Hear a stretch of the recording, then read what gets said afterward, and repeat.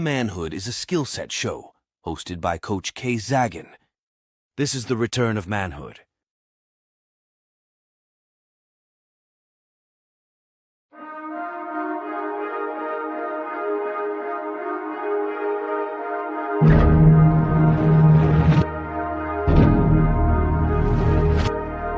I like to say that a man is the closest thing to God.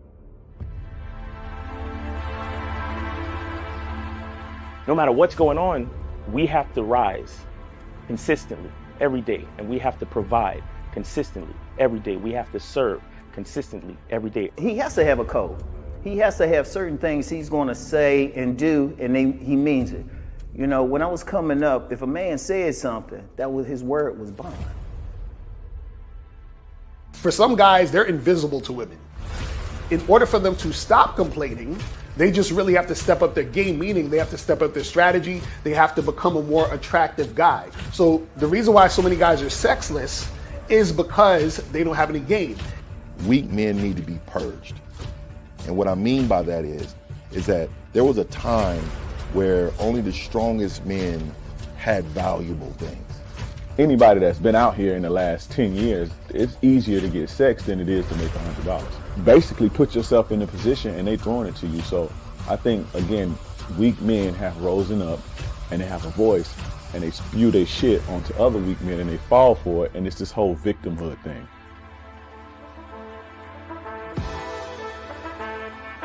I say, okay, put your arm out. They put their arm out. I say, grab your arm. You can grab your arm. And when I think of a man in my head, he takes responsibility with a purpose. And this responsibility gives him struggle, and through that struggle, he gets strength, and through that strength, he creates structure. Smack your arm. You can smack your arm. Pinch your arm. Okay, you're real. Go fucking knock on Fear's door and grab his arm. Whatever he wants out of life, whatever he desires out of life, whatever steps he wants to take to secure what he requires, I think he should be true to that first and foremost. Say what you mean and mean what you say. See, the emotional male will always use emotions to make excuses for the fact he ain't shit.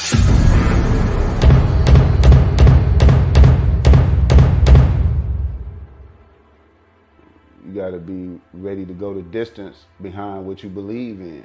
You know what I'm saying? You gotta be willing to die about some shit.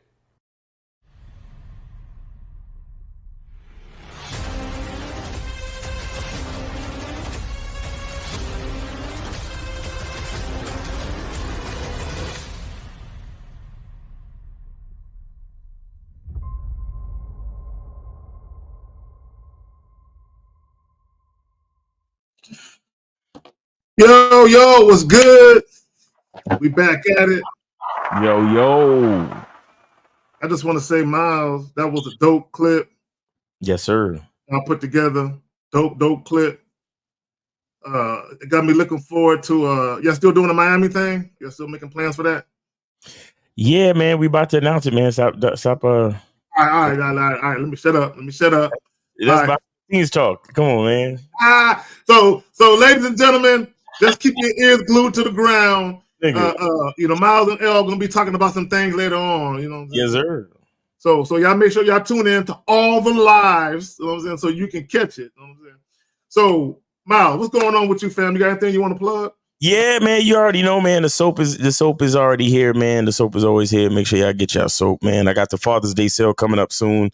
You know what I'm saying? I can't release it too early because niggas be waiting for the discount, man. I don't know what's up with niggas, man. Yeah, see that don't come on, man. Y'all gotta, They just be waiting for the discount, man. Niggas don't want to pay full price for shit, man. Come on, man. They'll pay full price for some ass though.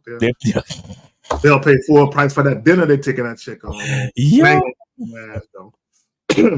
So let me shout out some people. Ben Paul, what's good, fam? Wicked Scorpion, Soulmonger, Renee P, what up, baby girl? How you doing? Unique 79, Monogamous Player in the building. Real Mr. Truth TV. Who else we got up in here? Jay Bizzle was good, fam. Duke Lux was good. Unique 79, I think I saw you earlier, bro. But what's up anyway? June Sports, Corey, 2 S's.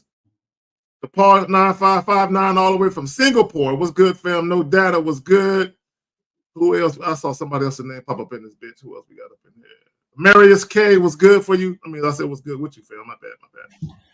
Who else we got up in this bitch? High Profile, Scales Fitness. Hey, yo, Marco, what's good with you, fam? Buckeye 22, Mr. Go Blue, Navin, R. Johnson, Joe Blast. I think I saw you up in here, baby. I don't know. Yeah, there you go. All right, Brandon F. was good. Tori was good. All right, man, let's go, man. If I miss anybody, don't be offended. Now, real quick, y'all, we're about to get into this. Let me plug the joint. If you don't have an agenda, you'll become part of the woman's agenda. Facts. Yeah, let me say that shit again. I need guys to understand this. And I'm going to show a video, and it's going to basically epitomize my point.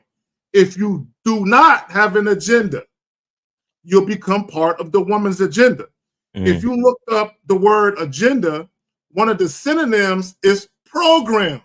I just find it funny that Miles and Elle talk about having a program. It's the same thing as having an agenda, meaning something to do. An agenda. If you think about, hey, what's my agenda for the day? I got a plan for my day. So when we're talking about having an agenda, have a plan for your life. Okay, with or without a woman, you should have a plan for your life.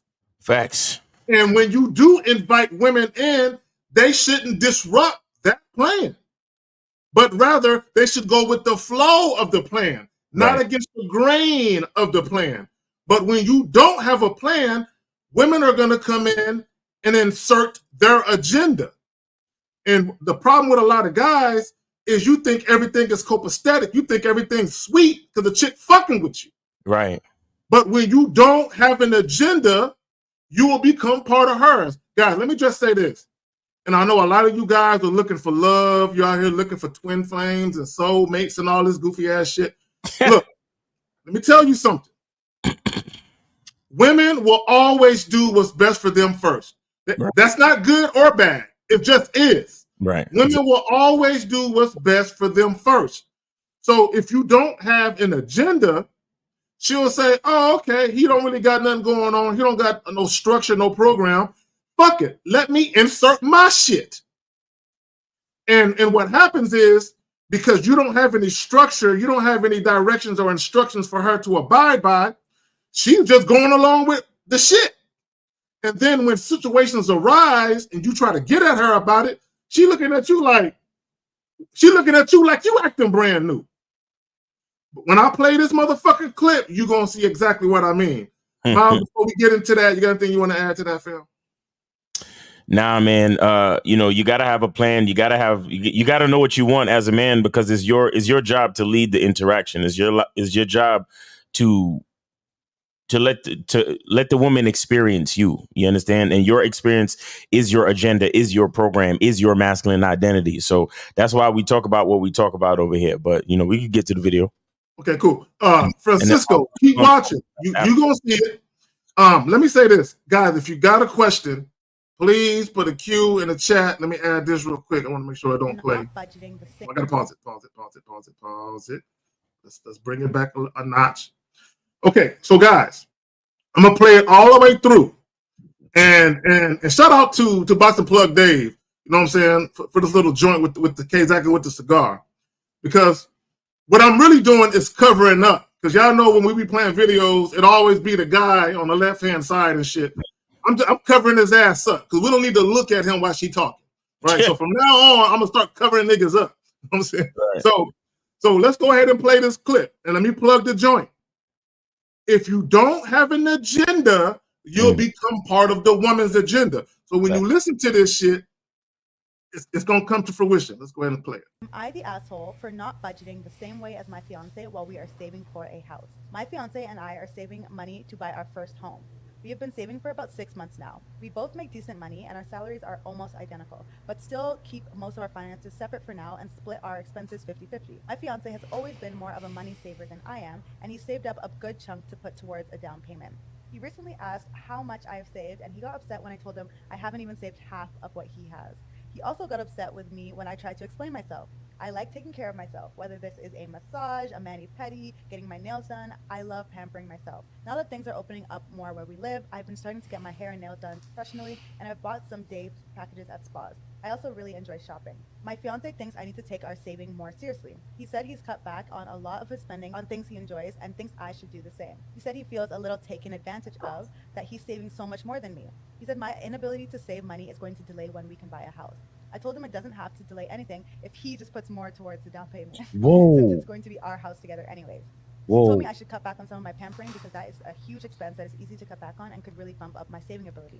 I told him I will not give up taking care of myself, and I told Yeah, him we're it's a done. jerk move on his part to expect me to give up something We're I done. take so much pleasure in. He eventually came clean to me that this is making him second guess our relationship and making him wonder if we truly share the same priorities.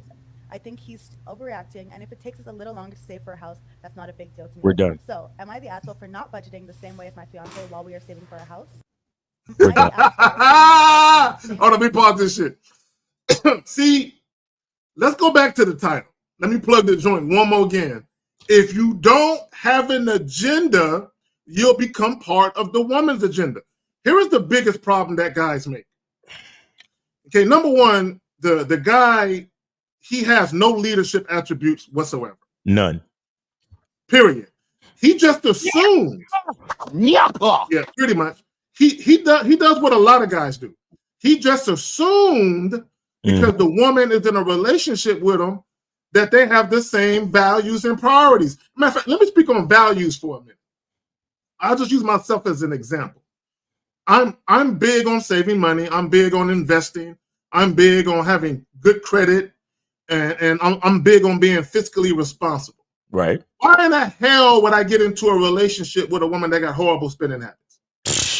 You know what I'm saying? That right there, you don't even have to see. A lot of people are looking for compatibility when you should be looking for values, same core values. Do you have the same values? Do you have the same belief system to the degree that when you basically tell a woman, hey, if you rocking with me, this is how I'm moving. Is she saying, whatever you want, daddy? Whatever you want, I got it. Is she talking like that, or is she all about her? No, this is what I'm doing. Hey, nigga, whatever you want, you do you. I'm going to be over here chilling with my money. If you want something, you do your shit. Right. And now he mad at her. And my thing, Miles, is this.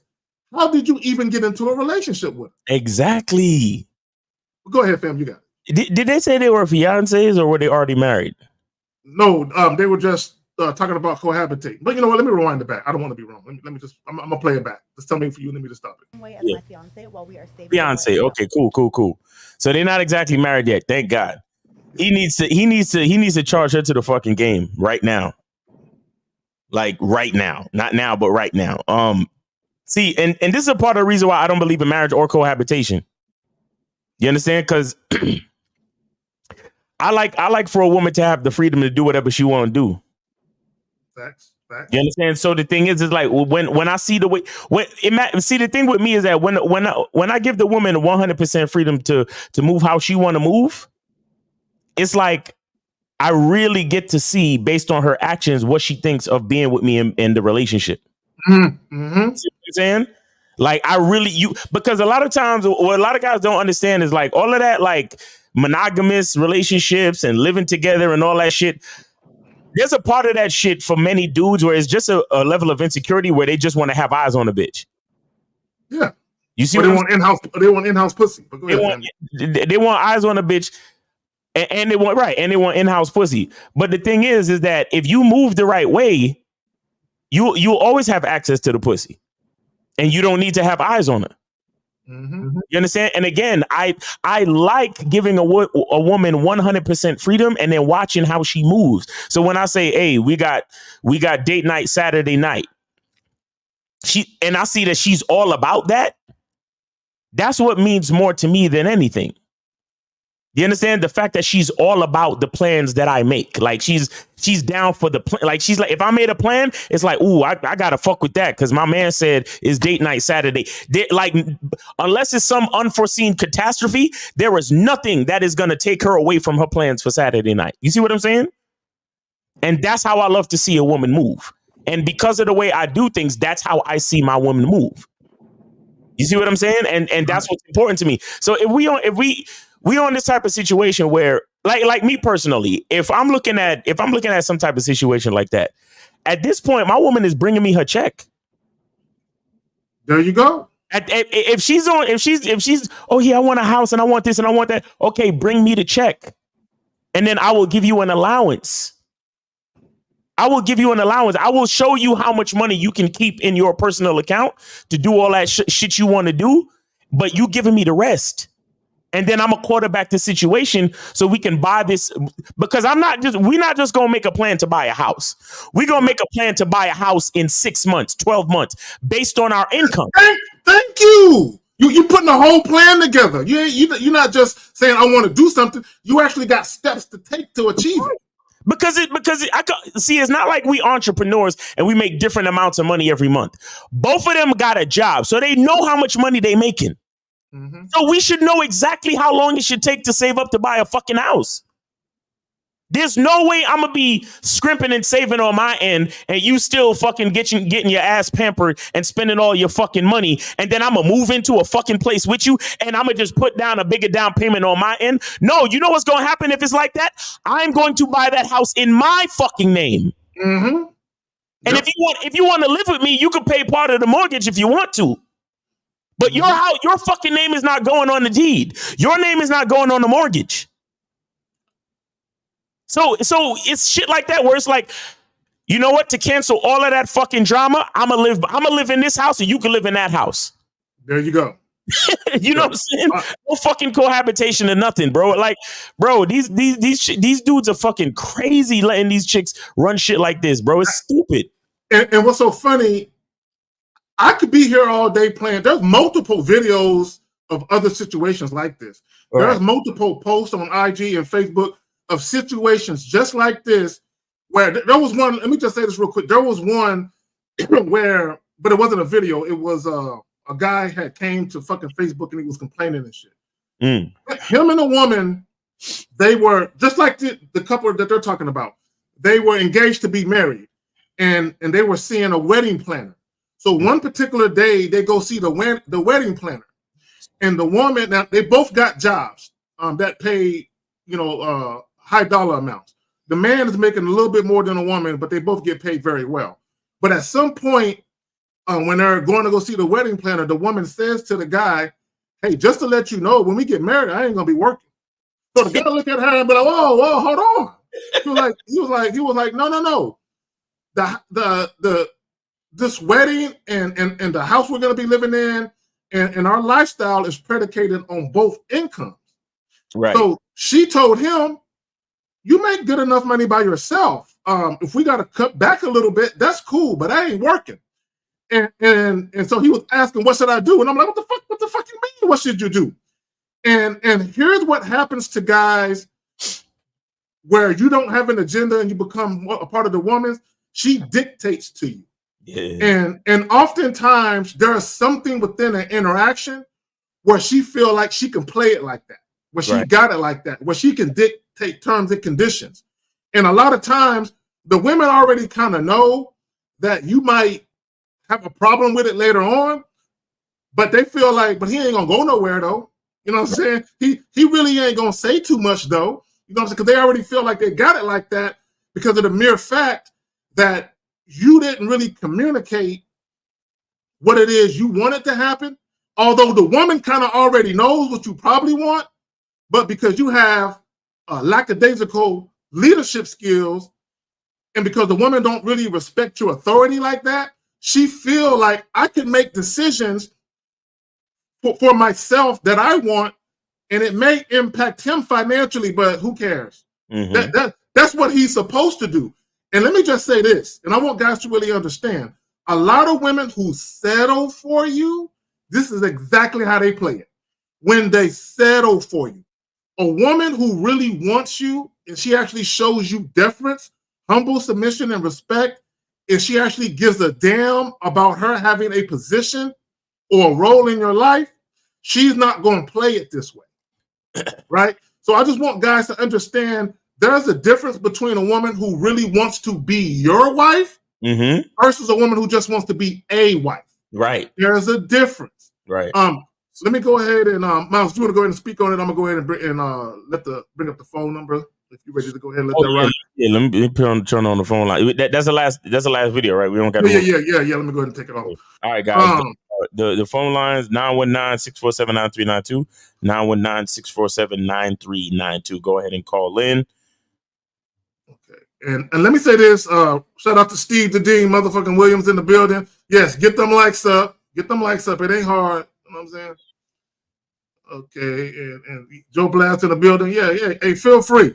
Hey, we do take monetary donations, Cash Apps, PayPals, and Super Chats. But in lieu of that, we also take likes. You can donate a like. The shit is fucking free. It won't cost you nothing. For all you guys, you will have money for a date. You know what I'm saying? You can keep your pennies in your pocket if you so choose, but donate a like. The shit is free. Now, if you want to donate some money, don't be shy. It's all good. 919-647-9392. 919-647-9392. Yeah, Kwame Joe, man. I've been slacking and lacking. I do need to get that together, get them shirts, man. You know what I'm saying?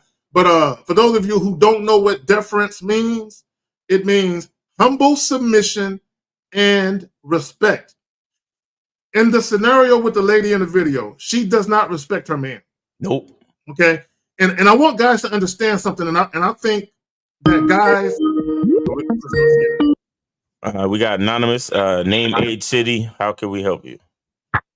Yeah, this is Marco from Georgia. Marco from Georgia. What's going on? You on the Manhood? This is a skill set show.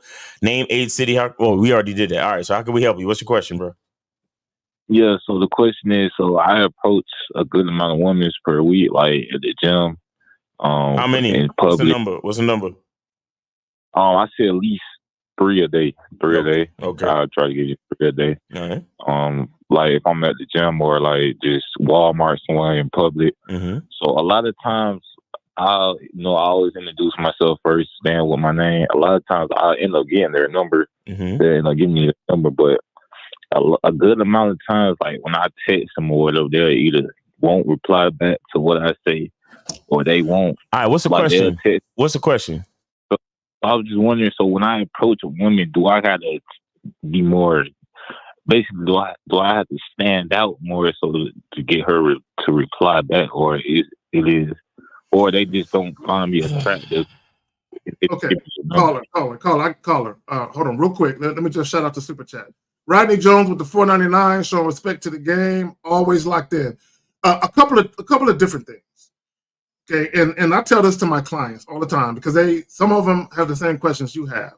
So yeah, Unique 79, yeah. I think you're the same dude. But anyway, first and foremost, bro, never concern yourself with why a woman isn't responding or calling you back.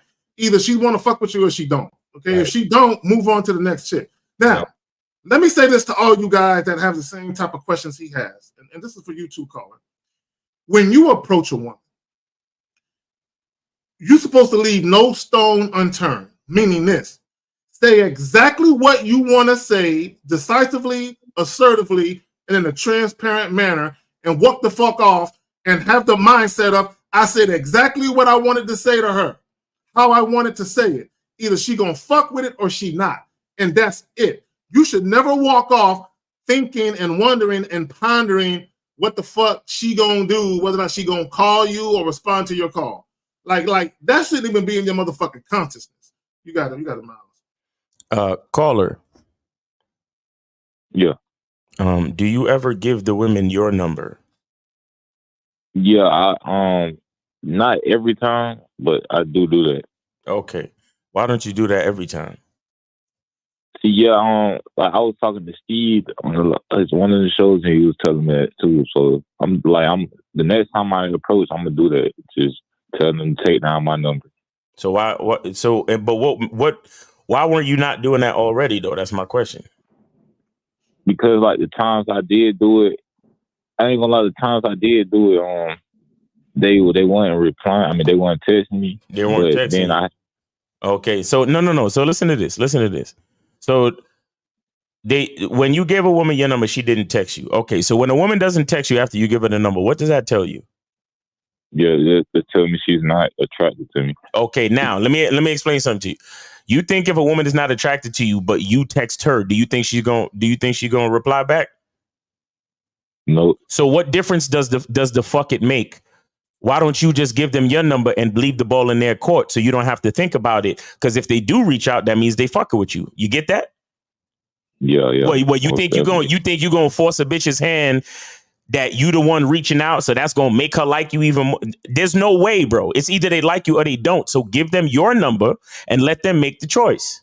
You understand that? What, are you afraid of hearing no? Or you afraid of giving a girl your number and you never hearing from her? Is that what you're afraid of? Nah, not. Okay, really. so follow the no.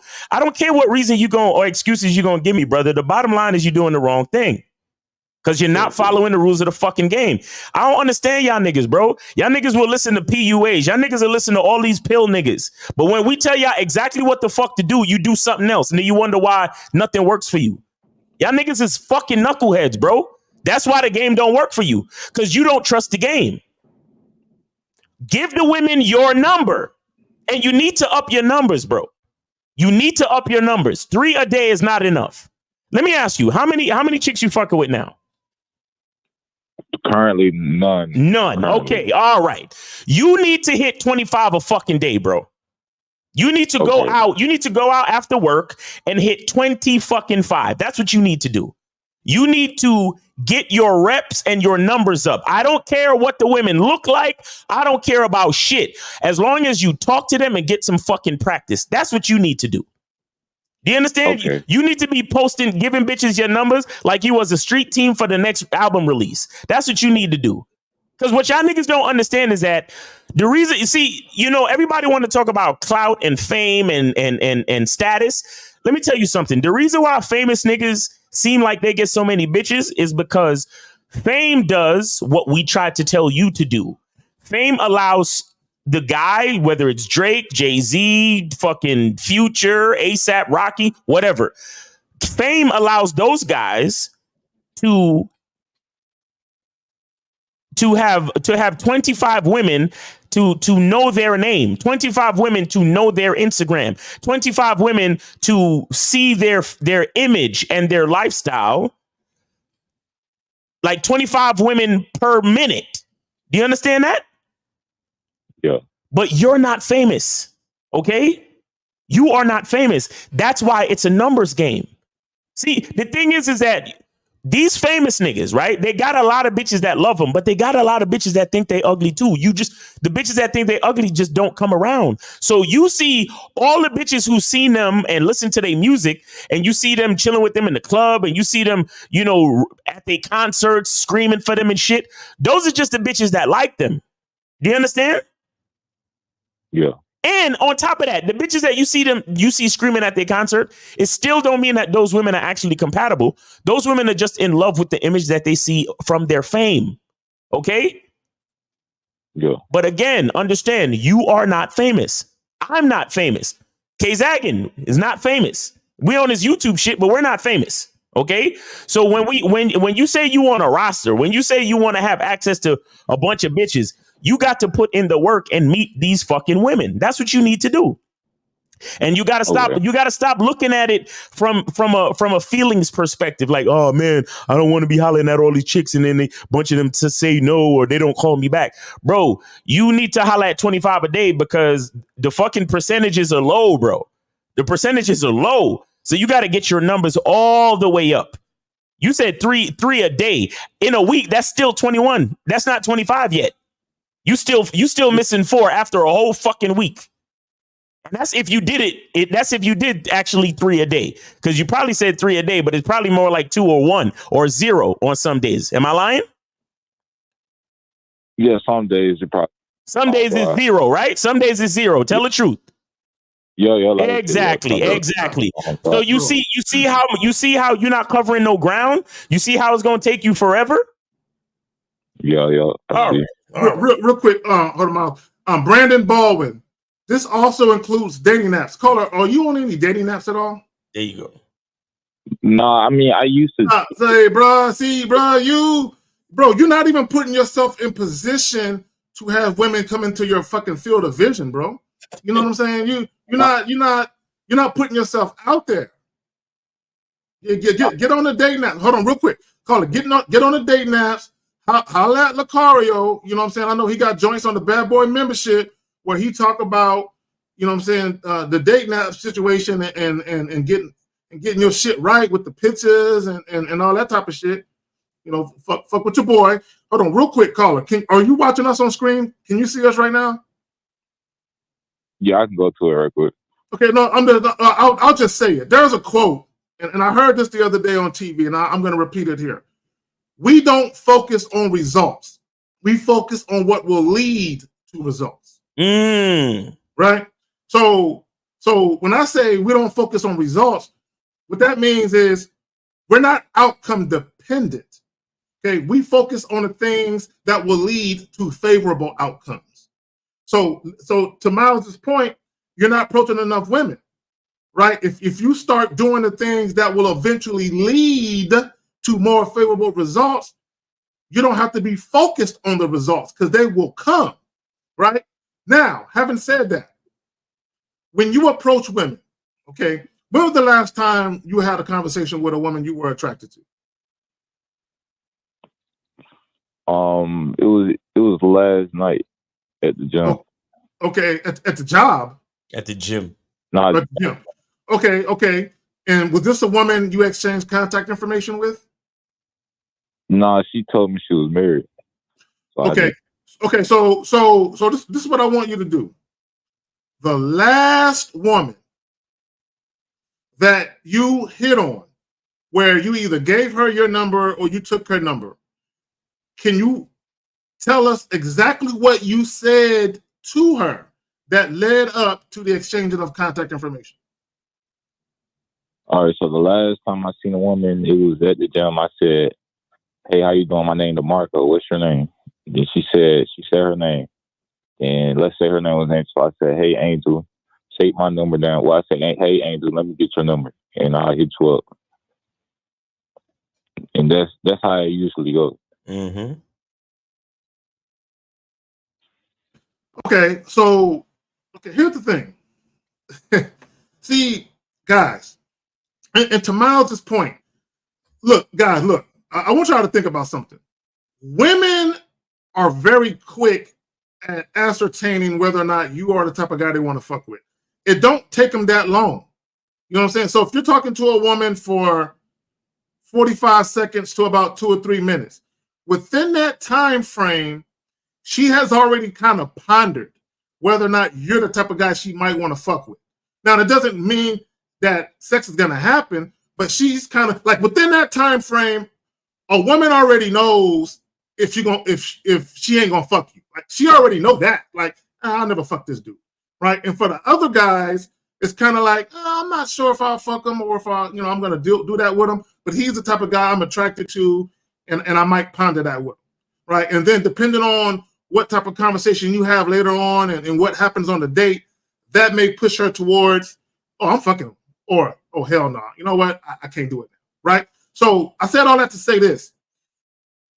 When you are dealing with a woman and you are approaching her and you're having a conversation with her, it's very important that you get your shit off. When I say get your shit off, meaning say everything that you need to say that's conducive to your bottom line. Whatever that bottom line is, if you're trying to smash, if you're trying to offer a date, okay, you need to get to that point within that initial interaction.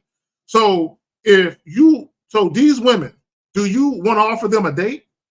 Is that what you want to do, or yes or no? No, I just really want to smash. Just. Then why not say that when you very first had that conversation? Then? Why not just get that shit out the way? Yeah, see, I be thinking like because I say link up or I say link up, then they would get the memo. But no, they don't get bro. No. Have you ever heard of the phrase plausible deniability? No, I never heard of that. So let me tell you what plausible deniability is. So let's say if you had a woman if you say, hey, come to my house so we can kick it and we can chill, right? A lot of guys think if a woman comes to their house, well, she must want to fuck because she at my house, right? So if a woman shows up at your house and you try to make a move on her and she basically tells you, no, I didn't come here for that. You could be like, come on, girl, you know what it is. You a grown up. Plausible deniability. Motherfucker, we didn't say nothing about fucking. You didn't say nothing about fucking. I didn't agree to come here and fuck. Right. So even though she knows that's probably what you want, she can always say, we never discussed that. Right. Who do you think you are assuming that just because I came to your house, I'm supposed to fuck you? Plausible deniability. Because you didn't make it clear. Even if you say link up and all that, women, they know what you mean, but they can always say, I never consented to fucking you. You never said, hey, if you're coming to my house, you sucking his dick. You know that, right? You never had that discussion. You guys need to be grown men and start articulating yourself and letting women know exactly what you really want and give her the opportunity to consent to exactly what you really want without no plausible deniability. Now, a woman can still change her mind. She can agree to fuck, yeah, we fucking. And then she come through and she changed her mind. I've had that happen. All you got to do, put your hand in the small of her back, lead her to the door, open the door, and tell her, you got to go. Have yourself a good, blessed evening and good luck to you. Slightly move her across the threshold, close the door, lock it behind you, and go sit down and watch TV. See, I got it. What's going on, Mr. Justin? How you doing, bro? What's happening, fellas? Yeah, pardon the late show up. As got my clients doing this morning. So, but glad to be here. Hope you guys are having a good Saturday. All right. Yes, sir. Yes, sir. Caller, you good, man? Yeah, I'm good right now. Thank you guys so much. All right, bro. Yeah, man. Start giving them your number and just get more reps in. You need more reps. You need more contact out there. You get what I'm saying? Yeah, I'm gonna definitely start doing that. And what city do you live in? I stay in Georgia. You in Georgia? How far are you from Atlanta? Hour away. Okay. All right. Well, you gotta make the best in your own city, man. But you definitely gotta do more, and you gotta give your number to them. All right. And let them know what you want to do. Bro. You got to create a picture. You got to paint a picture where a woman can visualize and anticipate wanting to see you again. You're not saying anything where a woman is enticed to see you again. She like, this nigga boring. He don't know what he doing. He must suck in bed. Women think about that type of shit. So like you said, be more enticed, be more impactful when I approach women. Yeah, but bro, I want to caution you. Just because you're more impactful and you saying some fly shit, that don't mean nothing either. A woman can still not hit you up. Right. Okay. All right. Yeah. So like K Zagan said, pay more attention to the what'd you say? Instead of the outcomes, pay more attention to the means. We don't focus on results. We focus on what will lead to results. Exactly. Don't focus on results. Focus on what will lead to results. So that means focus on putting in the numbers, putting in the reps. Don't focus on how many girls call you back. You understand? Just focus on you doing what you're supposed to do. All right. All right, man. Take it easy. What up, Jesse, man? What's going on, man? Yeah, things are going good. I would advise dudes to just look at it like networking. Mm-hmm. If you keep that kind of mindset instead of trying to get sex, because that in itself is what you guys are talking about. Like you're focused on getting this reward at the end, and guys do see it as a reward, for their efforts, because that's why they get upset. Right. Yeah. So they're like, oh, I'm not getting enough sex. I'm putting in all these reps. What's going on? It's because you're expecting a certain outcome. And if you just look at it as networking, as just building connections, building as many positive connections as you possibly can, then things are a lot easier, especially for guys who are more on the side of emotional. And let me add this, and guys, this is gonna be a hard pill to swallow, but I gotta speak to it. Some of you guys, you just don't have what it takes to secure casual sex within the first couple of minutes of talking to a woman. You just ain't there. You know what I'm saying? Where your mouthpiece and your overall presentation is as such where women just want to get at you, right? So some of you guys might have to come to the realization of maybe you might have to do a little date. You know what I'm saying? You know, get a little, grab a little drink, and then use that time to have a more in-depth conversation to kind of gauge, you know, how the woman is viewing you. Now, me personally, guys, I don't believe in funneling men to doing one thing or the next. Whatever you want to do, I'm all for it, but we got to be realistic. You know what I'm saying? We got to be realistic. And let me just say this real quick. If you're not the type of guy where you're the bold type of guy, where you just come out the gate on some super sexual shit, if that's not you, if that's not your personality, I wouldn't recommend that you try and force fit that. You know what I'm saying? Because it's not going to come off right, right?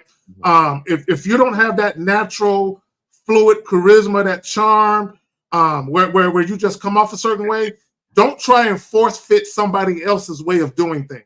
It's just it's going to come off forced. It's going to come off rehearsed, and women just ain't going to fuck with it.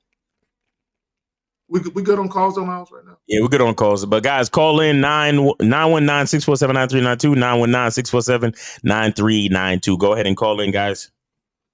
Okay, so we got a question. So Mike says, so when you first introduce yourself, what if you want to set up to fuck, but you ain't got a house? Come on, bro. Like, come on, bro. Y'all killing me with this shit, bro. See, this is, let me plug the joint again. If you don't have an agenda, you'll become part of the woman's agenda. If you don't, look, let me tell y'all something. There were times when I was younger, I didn't have a crib. But when I had a conversation with a woman, I was asking her living situation. And if I found out she had a crib, shit, we got a spot to fuck. Okay. If I got a car, we got a spot to fuck. If I got a little bit of money on me, we got a hotel. If I don't got no money on me, but she want to fuck, she got money for a hotel. A nigga always got a plan. That's when you gamed up, you always got a plan. This is why we tell you guys, before you approach women, already know what you want to do and already know exactly how you're going to do it if a situation arises and is advantageous of you. Always already know what you want to do. And in the event I didn't have no money and all that, I had partners that had cribs. So I had already told them, hey, bro, if I ever run into a little situation, mind if I borrow the spot for a little while? Right. And my dude had a one-bedroom crib. He'd be like, anywhere but my bed. Bro, give me a blanket, I'll hit the floor. You know what I'm saying? The sofa or whatever. It's all good. So there's times I had sex at my partner's cribs. You know what I'm saying? Guys, have a plan. And for you younger dudes that just ain't got it all together yet, just have a plan. Mm-hmm. Well, I think it was Rosebud that said a man with game is never surprised. Right. Is that right? Yeah. He said, dudes, accidents don't happen with motherfuckers that got game. That's what he said. Right. Yep. Right. No accidents. So you're never surprised and you're never making accidents because you're thinking of all the contingencies. Exactly. You've got plans in your head. Mm-hmm. Exactly. Okay, real quick. Paul G with the 499. Y'all ever had a friend who got in a relationship with a woman who you know is running him to the point where he changes his whole person? Bro, yeah, I know a couple of dudes like that. They disappear. When they meet a new chick, them niggas is incognito. You can't find them nowhere. They don't want to hang out no more. And even this, when you want to hang out with the fellas, they always got their boo with them and shit. It's like you looking at them like, bro, you know what I'm saying? So, but it happens, bro. But that's, you got to let them make it, though. Give them grace and let them do their thing. Mm-hmm. I think Paul G just wasted $5 talking about another man when he could have just about himself. That's true. All right, there you go. Touche on this motherfucker. Guys, if you got a question, put a Q in the chat, followed by your question. The calling line is open. We ain't going to be here forever. 919-647-9392. 919-647-9392. If you haven't liked the video or the stream yet, please do so. Don't be shy like you are with these women. You know what I'm saying? Like the motherfucking stream. And let me get back to the joint. If you don't have an agenda, you'll become part of the woman's agenda. See, Miles, you always say your language exposes yourself. Right. This is what I noticed. How guys date is how they handle their relationships. if you have inconsistencies and faults in your leadership attributes when you're dating, you're gonna have horrible relationships, and it's gonna magnify itself. It's gonna manifest itself in relationships. And I want guys to understand: women always follow a man's lead. Even women who say, "I ain't submitting to no," they always follow your lead. Always. If you are a good leader or a bad leader, they're always going to follow your lead. It's kind of like if you have children, same thing. They're always going to follow how you're moving, okay, your actions, how you conduct yourself, how you have your life structured, and the rules in your home structured. They're always going to follow that. If you got loose leadership, inconsistent leadership, they're going to follow that, and they're going to mirror you. If you are a weak motherfucker who's inconsistent, anybody who is up under you is going to be the same way for the most part. Exceptions aside, they're going to be the same way. Come on, man. Mm-hmm. Well, there's a great benefit to the woman by having an agenda. So when you've got an agenda and you make it clear to her what it is that you want, what you're expecting, it allows her the opportunity to show up. So if she really likes you, let's just say, for example, this girl really likes the dude, it's going to give her a position to win. You're positioning her to win by giving her the more clear instructions and letting her know what your agenda is so that she knows how best to fit into that, because she's like, I really like this guy. I want to know how to show up so he will accept me, he will validate me, and he will pull me into his circle. Right. But and then if she doesn't like you, it's still beneficial because that still gives her clear indication whether she wants to fuck with you or not.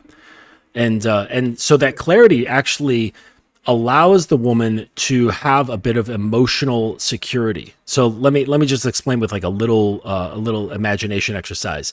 Say you've got 3 women, right?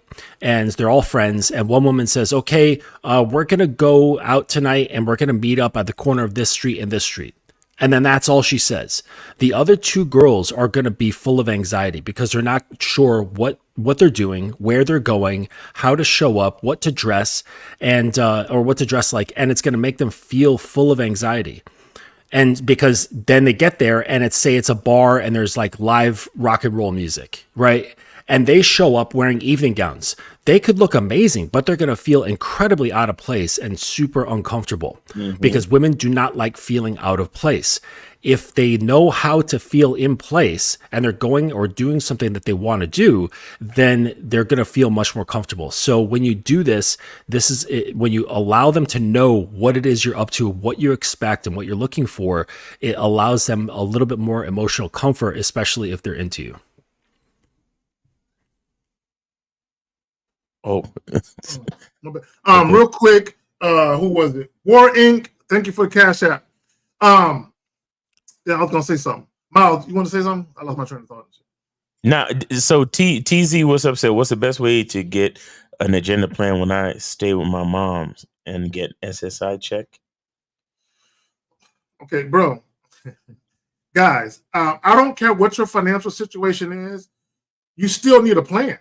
It doesn't matter. I don't care if you make $800 a month or $8,000 a month. You still have a plan for that money. But not only have a plan for that money, have a plan to get more money to add to that money. You should always have a plan. And you said you stay with your mom. You should have a plan. Look, let me tell y'all something. This is what I never understood. And I'm going to put a little bit of my business out there. Many years ago, this is before COVID. I got a younger brother who's roughly 9 years younger than me. He was living at home until he was in his late 20s.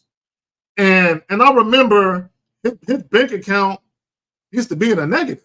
And I'm like, and he wasn't paying no fucking bill. I'm like, bro, you should have tens of thousands of dollars saved up. Right. Because he was making good money. He had a full-time job making good money, but he wasn't paying no bills.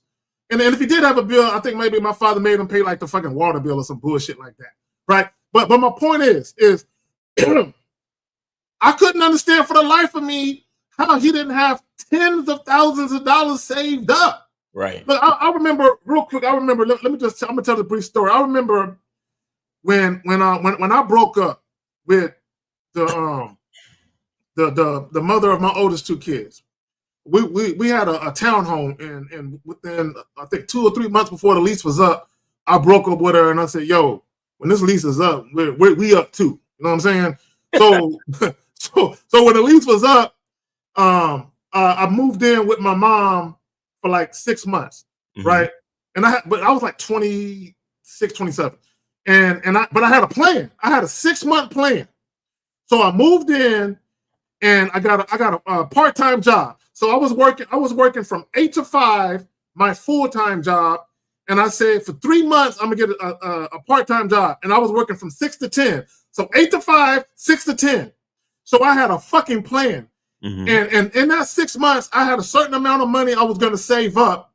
So I had my first month, my last month rent, I had a security deposit, and I had enough money to buy furniture. Right? So I had a fucking plan, and I gave myself 6 months. And not only did I achieve the amount of money I want to save up, but I exceeded it because I wasn't spending a bunch of money on bullshit. But my point is, I had a fucking plan. I didn't just say, I'm going to go stay with my mom for a little bit and just kick my fucking feet up. I had a fucking plan, and I had a time frame. Hell or high water, Mom, 6 months is all I need. I'm out this motherfucker. And I was out. But my point is, you gotta have a plan, bro. Y'all got it. TC, man, you need to call up, man, because we don't know we don't know the details of your situation. You know, I don't know if this is enough, because we got to know what your plan is. What do you want out of life? You understand? Like every man's plan ain't the same. And you know, what do you mean you living with your moms? Are you paying any bills in the house? And you know, SSI check is what, Social Security income? Yeah. Social Security. A lot of times when you get SSI, it could be because maybe his father passed away, or he got some disabilities or something. That's normally how that works. We don't know the details of your life, bro. So, but the bottom line is just like what K-Zag said. Regardless of your financial situation, you gotta whatever it is you want out of life, you just gotta make a plan for it and then execute. Guys, 919-647-9392, 919-647-9392. Go ahead and call in. 919-647-9392. Come on, guys, call in. Up some game. Look, let me tell you something. This is something that was told to me years and years and years and years ago. Okay, guys, once you get into your 20s and you got a full-time job, you should have, this is bare minimum, you should have 6 months worth of reserves saved up. Okay, when I say 6 months, meaning if you added up all of your bills, all of them, the little tedious ones, right? Even when you factor in money for gas or your car and maintenance on your car, you should have 6 months of all of that shit in the bank. 6 months, just in case you lose your job, and while you're looking for another job, you at least can stay afloat and maintain the bare minimum of what you already got. Yeah, you might have to cut back, and maybe you can't go to the club and all that. Maybe you got to cut back on your fucking weed and shit, and cut back on your alcohol intake. You know what I'm saying? Because to me, all of that shit is luxuries. When you talk about, you know what I'm saying, alcohol and going out to the club and whatever it is you do for fun, all that shit is a luxury any fucking way. So when I say 6 months, I mean necessities. You know what I'm saying? Shit you got to do. Yeah. If you ain't got 6 months, at least 6 months saved up, I don't know what you niggas is doing. So shit with your life, like for real. If you in your 20s and you ain't got no kids, you should have, you know, at least 5 or 10 stacks somewhere. You know what I'm saying? Even if you ain't got it in a bank, you should have a 401k you can tap if you need to. You know what I'm saying? Something. Yeah, and if you're in your 20s, you should be spending most of your time solidifying your foundation, so that, because that gives you mobility. That's what it does. It gives you freedom and it gives you mobility. If you're stuck in a mode of survival, then you basically are stuck where you are. Like you don't have mobility because you can only move however much. So imagine like you've got a car and the wheels will only turn by putting gas in it, right? But you can only put enough gas in it to make the wheel turn once. So that's where like most people are stuck at. Well, many guys are stuck at, not most. So you have to just sit still and try to stack and stack and stack.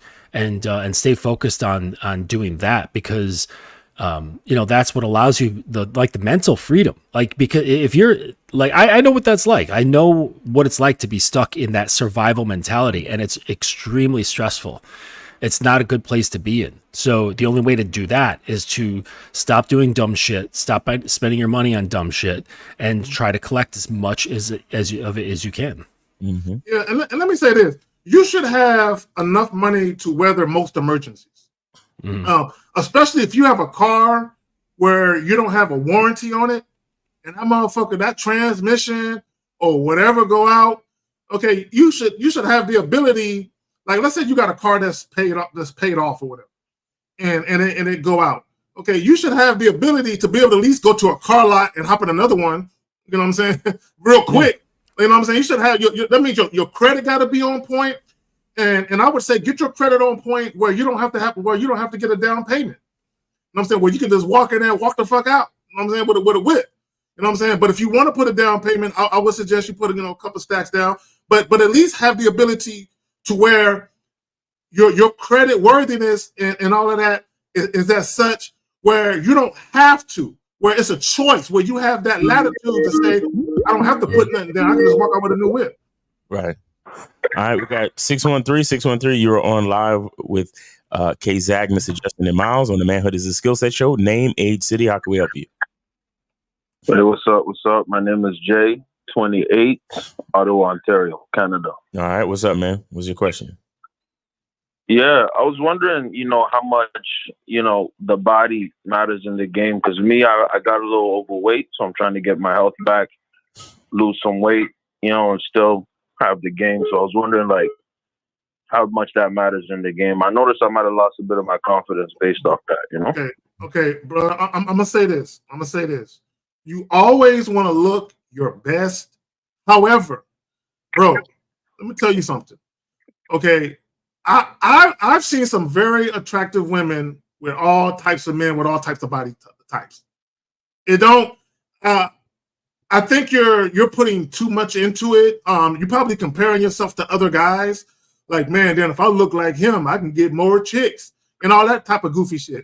Right. Hey, there are guys out here who look like NFL linebackers that have trouble with women. You know what I'm saying? So it don't. It's not so much of, damn, my body. I look like I work out in the gym 5 days a week, or I look like I just sit around eating fucking pizza all day. You know what I'm saying?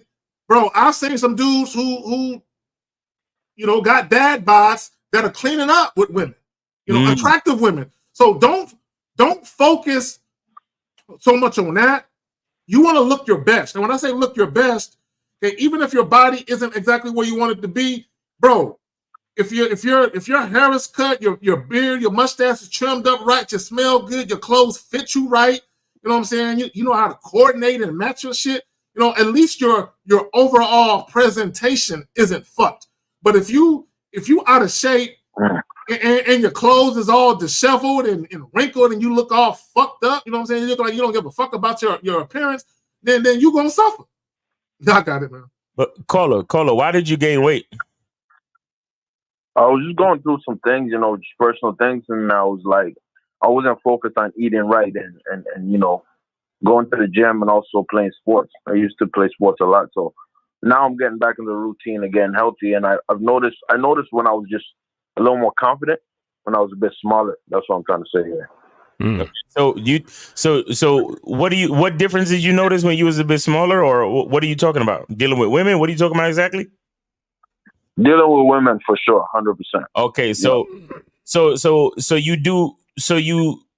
you do agree that your confidence took a hit, right? Correct. Okay. Yes. So what I don't think it has much to do with your weight. I think it has everything to do with your identity. Because you said you went through some things and you stopped doing what you usually do. What that mean? That mean you stopped being who you usually are. The weight is just a byproduct of all of that, but that's not what's giving you problems with women. What's giving you problems is your overall discomfort with yourself at this point in time. Mm-hmm. Because you're not being who you're used to being. So you're basically in a space where physically and mentally you're unfamiliar with who you are.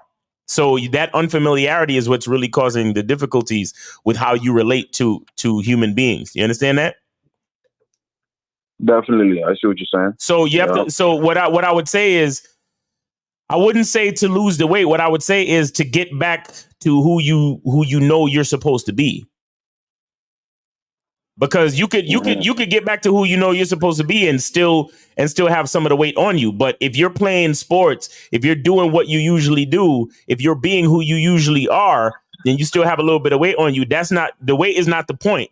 It's the confidence of you being familiar with yourself. Let me add this real quick, and then I'll pass it back to Miles and Justin.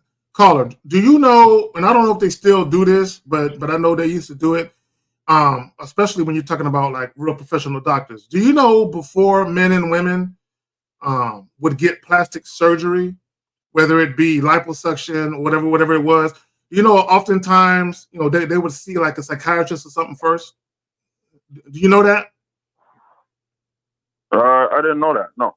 Okay, and the reason why they would make them see somebody first and talk to somebody first is because they were concerned, yeah, we can do this procedure for you, but if you got deep-seated issues with your low self-esteem, lack of confidence, and insecurities, this shit won't help you.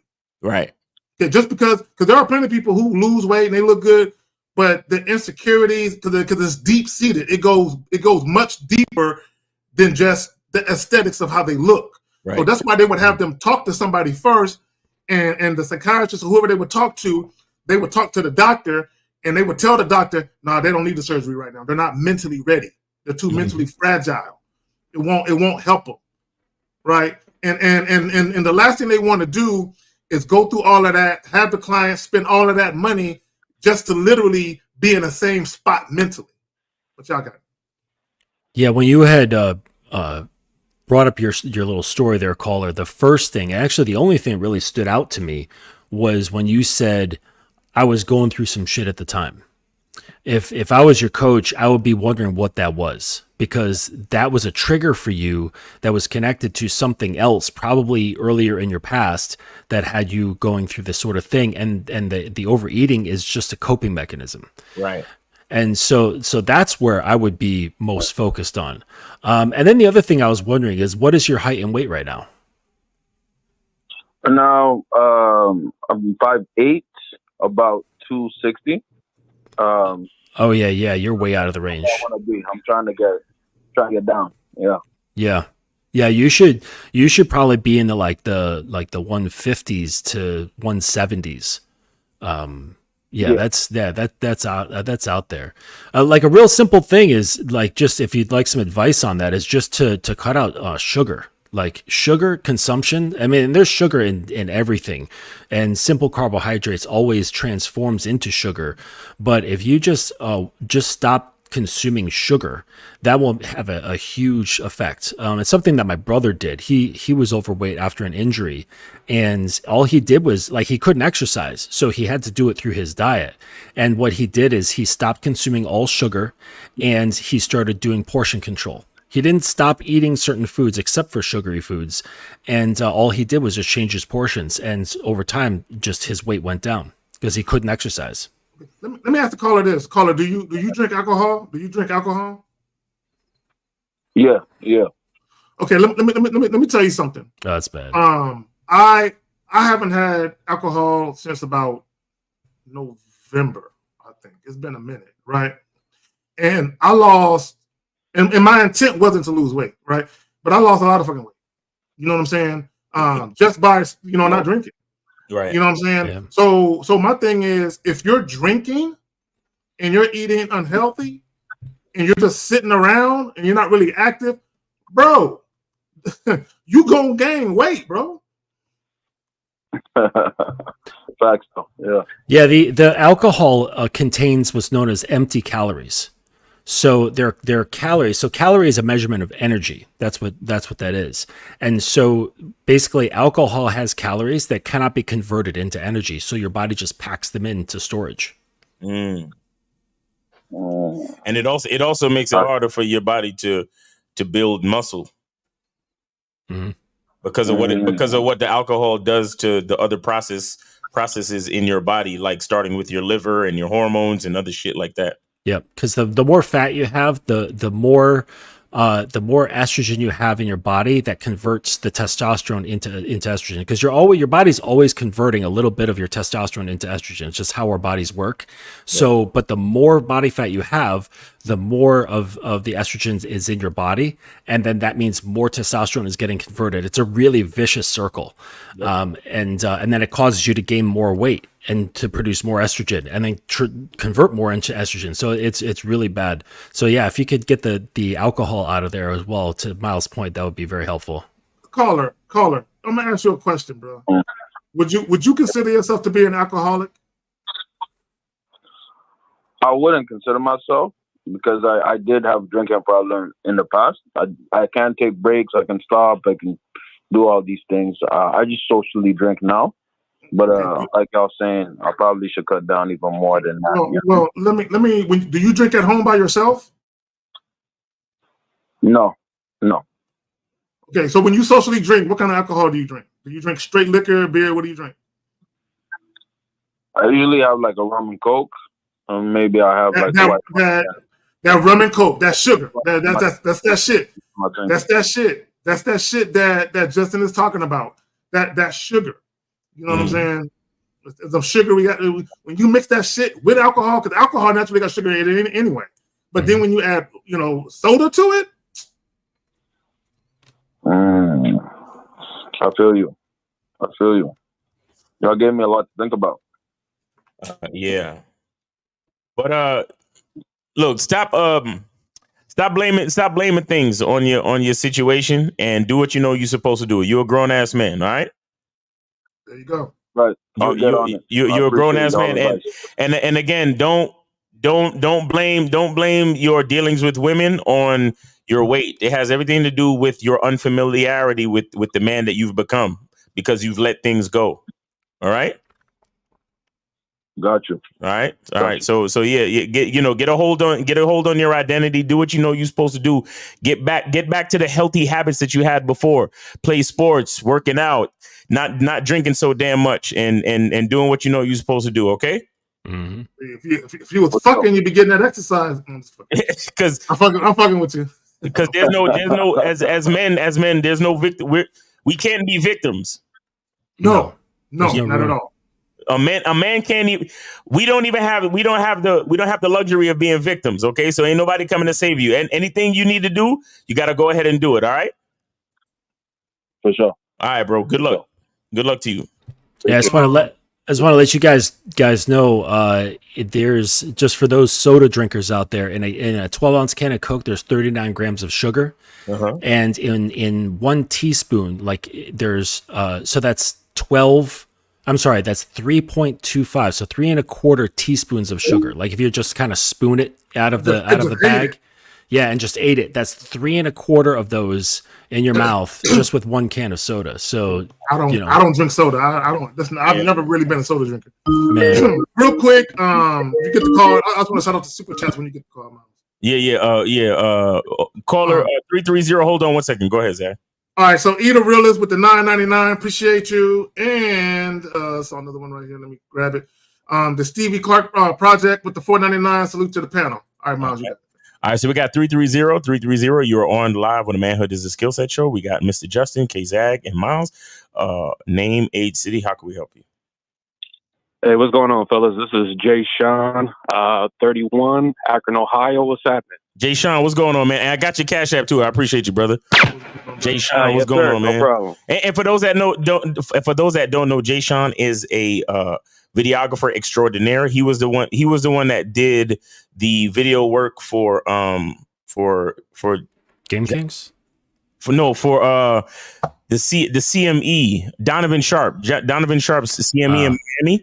So yeah, shout out to Jay Sean, man. Jay Sean is a big time dope videographer. So make sure salute to you, fam. Appreciate it. So I just want to mention a couple things today. I just got onto you guys' video. I heard the last caller talking about alcohol.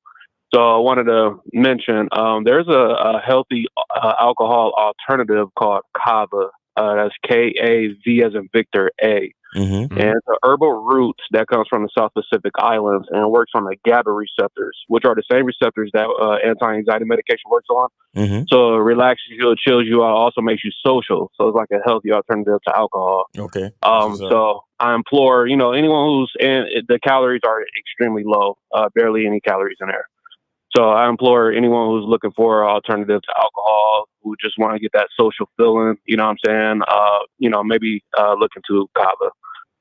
And the second thing I wanted to mention too, I got a quick story about some Uber passengers, if you care to want to hear, you know what I'm saying? Yeah, go ahead. So, I don't know if you remember last time I called, how guys are trying to trauma bond about, their wives and stuff like that. Yeah. Well, last weekend, I was driving. I just picked up these girls. I took them to the club. It was like a 30-minute drive. It was cool. It was like 5 or 6 of them. I'm taking music requests and shit like that. We all vibing. I dropped them off and then, went to go see the Northern Lights. And I turned the Uber app back on and I picked up those same girls, ironically. And this time they had a dude with them. Mm-hmm. I guess this is one of the girls' boyfriends. Mm-hmm. So again, they making a music request and shit like that. We all vibing. And then next thing you know, the girl was like, "Hey, I need you to fix my shoe." She talking to her dude. Mm-hmm. And I guess he didn't hear her. She said, "I said, fix my fucking shoe." He looked down. She put her leg on his lap and he fixed her shoe. And then next thing you know, he put this nigga on pussy punishment for a month. No. For a fucking month. In front of everyone? Just like that? In front of everyone. In front of me, a stranger, and 5 of her girls. That's great. So Good for her. Yo, I don't like being around disrespect. That shit like cringe me so bad. You know what I mean? I wanted to end the fucking trip. So this is what I did instead. He started asking for some music requests. I ain't taking that one request. No, because you a pussy. You know what I'm saying? I ain't taking no request for no pussy. Right. The girls kept asking for music. I kept giving them their music requests. That shit was killing me, though. I'm like, damn, dude, you up here with all these bitches in front of the stranger getting bitched out like that. That shit is crazy. That's crazy. Facts. Yeah, so I just wanted to mention that it'd be a lot of other shit be going on with these passengers. Bitches be trying to fuck the Uber drivers, you know what I'm saying? Niggas be getting bitched out in front of their wives. Niggas still mentioning about being in a doghouse. I don't know what that means when they be asking me about it. You know what I'm saying? Right. Like, y'all niggas gotta get that shit together. But I be putting people onto your videos, Miles, because this shit helped me out a lot. So appreciate anytime, it, of course. Anytime a passenger be like, it just be one guy. I guess they feel the comfort, like, hey, can I ask you something? And then they be asking me about relationship advice and shit like that. I always pull from the cache of knowledge that I gained from you and be like, hey, you got to do this, you got to do that. This is where I get this shit from. You know what I'm saying? It's helped out a lot of people that feel comfortable to talk to me. You know what I mean? Appreciate that, man. For real. Appreciate that a lot. Yeah, of course. Well, I don't want to hold up y'all time. You know what I'm saying? Y'all probably got next caller or something. You know what I'll say to you though. The next time, what you should do, be like, let all the girls leave the car and be like, yo, homie, let me talk to you for a second.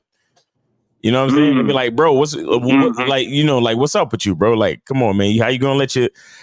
First of all, you need to charge that bitch to the game. You need to get some knowledge yourself and start over. There's a lot of relationships out there that are happening right now that shouldn't be. That's a fact. That's a motherfucking fact. We gotta understand how serious that is, because when you see stuff like that, that's abuse. You understand what I'm saying? That shit is abuse. Or, it's low key abuse that can snowball into something else. But Jay Sean, you already know what it is, brother. I'll catch up with you soon. All right, bro? Yes, sir. Y'all take it easy, fellas. All right, man. Be safe in the streets. And then we got Big JTV with the Canadian $10. He says, that was me on the call. Appreciate the game. Oh, Big JTV. Yeah, that's Jay Sean. I'll put in the work. I'm going to put in the work and follow up. Yeah, exactly. All right, so we got 215. You are on live on the Manhood is a Skillset show. We got your host, K-Zag, Mr. Justin, and Miles Cunningham. Name, age, city. How can we help you? 215, go ahead. Hey, Miles, this is Stevie Clark, the Stevie Clark Project. Salute to the panel, K-Zag and Mr. Justin. What's up, What's going on with you, bro? Stevie Clark, what's going on, man? Shout out to you for supporting the show, man. We appreciate you, man. What's going on? Yeah, I'd rather give you brothers the money than spending $250 an hour at some bullshit ass shrink. You know? No doubt. But hey, I just want to get the answer from you guys. Man, at my age group, I'm trying to understand some of the guys that call up here with this mush mouth. Like, they can't really speak. They have to learn the art of dialogue. Just listening to some of these guys is irritating. It's like, well, a woman is not doing you a fucking favor by being in your presence. Like, you got to get detached from that. Right. You know, if you got the internet, all this other shit, all these other avenues to meet women, and this is becoming a problem. Right. And cats, like, first of all, get a life. Get your shit together. They prioritize pussy like it's the greatest thing ever, and then they wonder why they get put in the friend zone. Friend zone to me is instant death. Instant death. When I was single, I never got caught up in that shit, man. Right. I tell chicks, I ain't no fucking friend zone type of dude. And it's the way you carry yourself. Exactly. Well, caller, this is a lot of guys. This is why shout out to Steve. He says, "Why do you hate yourself?" A lot of guys actually do hate themselves. They just don't look at it that deep. But a lot of guys, even with the last caller, with the guy that was in the Uber, he hate himself. Bro, there is no way you can love yourself, value yourself, and respect yourself if you're gonna let a woman talk to you like that. Whether it's in public or in private, right? It don't even matter which one. But the fact that she does it in public is even worse, because that really shows her lack of respect for him. But here's the thing. Let me just say this about that. So I want to piggyback off what Miles said. Women doing that with the sex shit, putting niggas on pussy punishment. I never even heard of that. Like that don't even make no sense that a dude would even allow that to happen. But that's it's abuse in a sense that is being used as a weapon, as a tool, right? But I guarantee you, I want to make a point with that, and I'll pass it back to you. Guys, if you have a woman who is restricting access to her sexually, and she's doing it because she's unhappy or mad, I promise you, if we sat you down and asked you about whether or not she made you wait, the answer is probably going to be yes, she made you wait. So the point I'm trying to make is what you allow in the very beginning manifests itself throughout the stages of the relationship and what you allow. This is why it's important, and I'm going to go back to the title. If you don't have an agenda, you'll become part of the woman's agenda. But y'all got it. Yep. I got a question on that, because a certain level of disrespect that women can show you, that disrespect in public, that's a no-go. Oh, hell yeah. That right there, that's a no-go. It's a fireable offense. We can't come back from that. You can't come back. You can't come back from that. Facts. And I got a question for Mr. Justin. Miles, yeah, what's up? Quick. Mr. Justin, do you still think, I don't know if it's passé or not, you still think that a woman performing oral sex is the highest level of submission? No. Sexually anyway? No. Sexually, there's nothing sexually that could be the highest level of submission. No. Correct. I agree. Believe it or not, a woman receives immense pleasure from sucking dick. So that's not a woman doing something sexually to a man could never be submission, because she's getting pleasure from the act. So how could that be submission when she's getting what she wants? Yeah, the highest level of submission for a woman is the relinquishing of her will, her pride, and her ego to you. Okay. Yeah, it has nothing to do with her body. So every time I'm thinking, so caller, real quick. Caller, real quick. Yeah. Caller, real quick. This is why my favorite word is deference. Humble submission and respect. Because without that, there's nothing. Y'all got it. Okay. All right. So hey, 215. So you good, bro? Yeah, I'm good. Thanks a lot, guys. All right, man. Thanks for calling in, man. Good call. All right. So we got 904. You're on live with the Manhood is a Skill Set show. We got K-Zag, Mr. Justin, and Miles. Name, age, city. How can we help you? Yo, this DJ 21 from Florida. DJ 21. What's good, Miles? Steve, Miles, K-Zag, and Justin. Y'all doing good? We're doing good, man. Appreciate it, man. What's up? What's your question? Yeah, I just want to definitely salute, to all the guys spinning the game and y'all being consistent and doing what y'all doing. I ain't really had a game question this time. I got more of like a health question. So, like, did any of you guys, either yourself or know someone that has been through like any type of neuropathic pain or like pinching nerve type of pain in the body in any way, or like a disc problem or anything like that? Yes, I got a partner of mine who recently had back surgery, and it's very uncomfortable for him. You know what I'm saying? He can't even sit on long plane flights and shit like that. So yeah, I just literally got a partner just had back surgery. Yeah, but what's the point of the question? Yeah. Well, I was asking because that's something going through, like dealing with nerves and mixed signals with the way the pain is coming from my body in different ways. So I was just curious on how one can improve health wise to the function of you got to see a professional. You got to brother. You got to see a professional. Yeah, you got to see a professional. Yeah, we're not. I mean, as gifted and knowledgeable as we are, that's probably something that. Yeah, we actually legally can't give medical advice. Yeah, so but my girl, she had a pinched nerve in her back, actually in her neck, and it was going down her arm, and she started seeing a PT.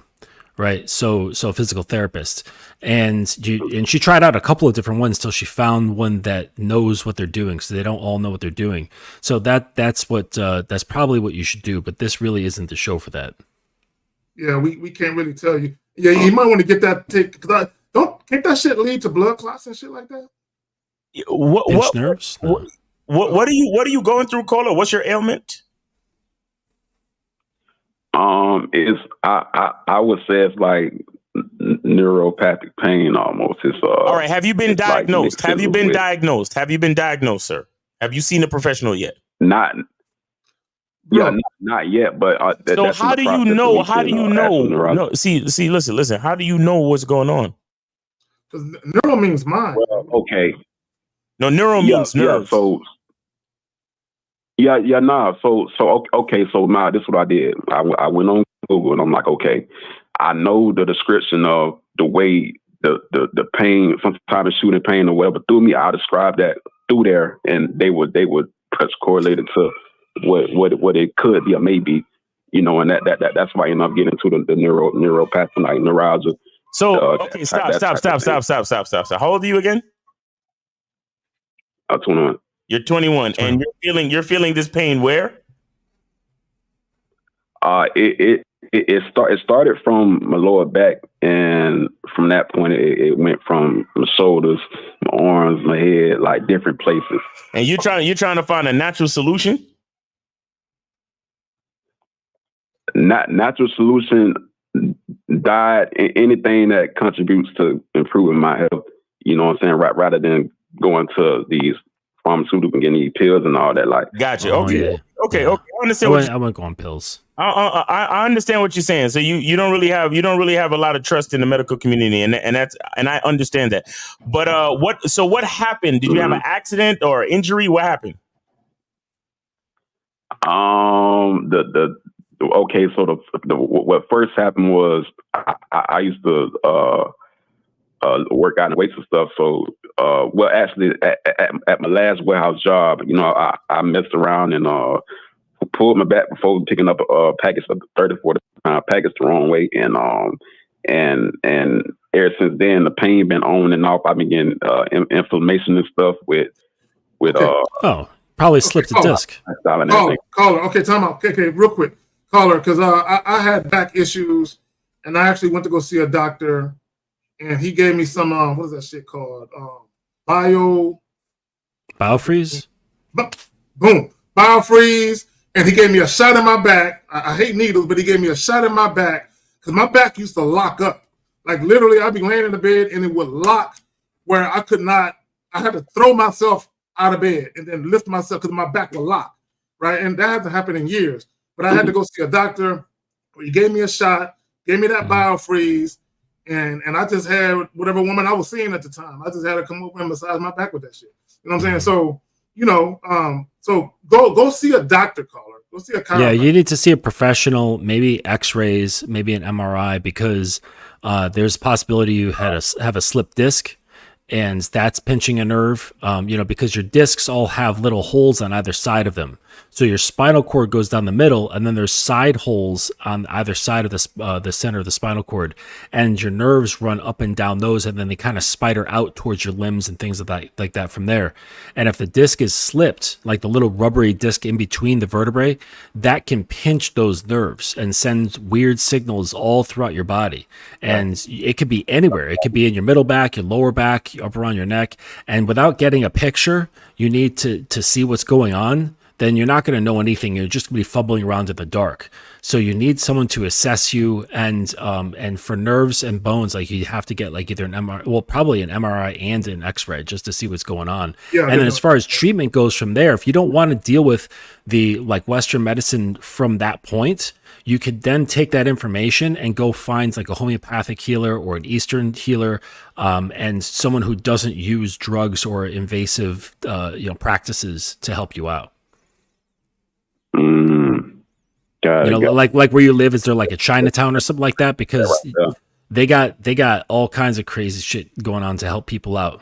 Yeah, acupuncture and all that other type of shit. But another thing I want to ask you, Carla, what's your diet like though? Yeah. So, man, since I came from the doctor, a lot of things I eat, you know what I'm saying? It'd be definitely fried foods, a lot of saturated fats. A little hand from the snacks and stuff like that. So my doctor told me I had high cholesterol. So I ended up. You 21 with high cholesterol? God damn. Yeah. Well, and also some foods, they actually increase inflammation. That's the normal level. Is Pat you 21 with high cholesterol, bro?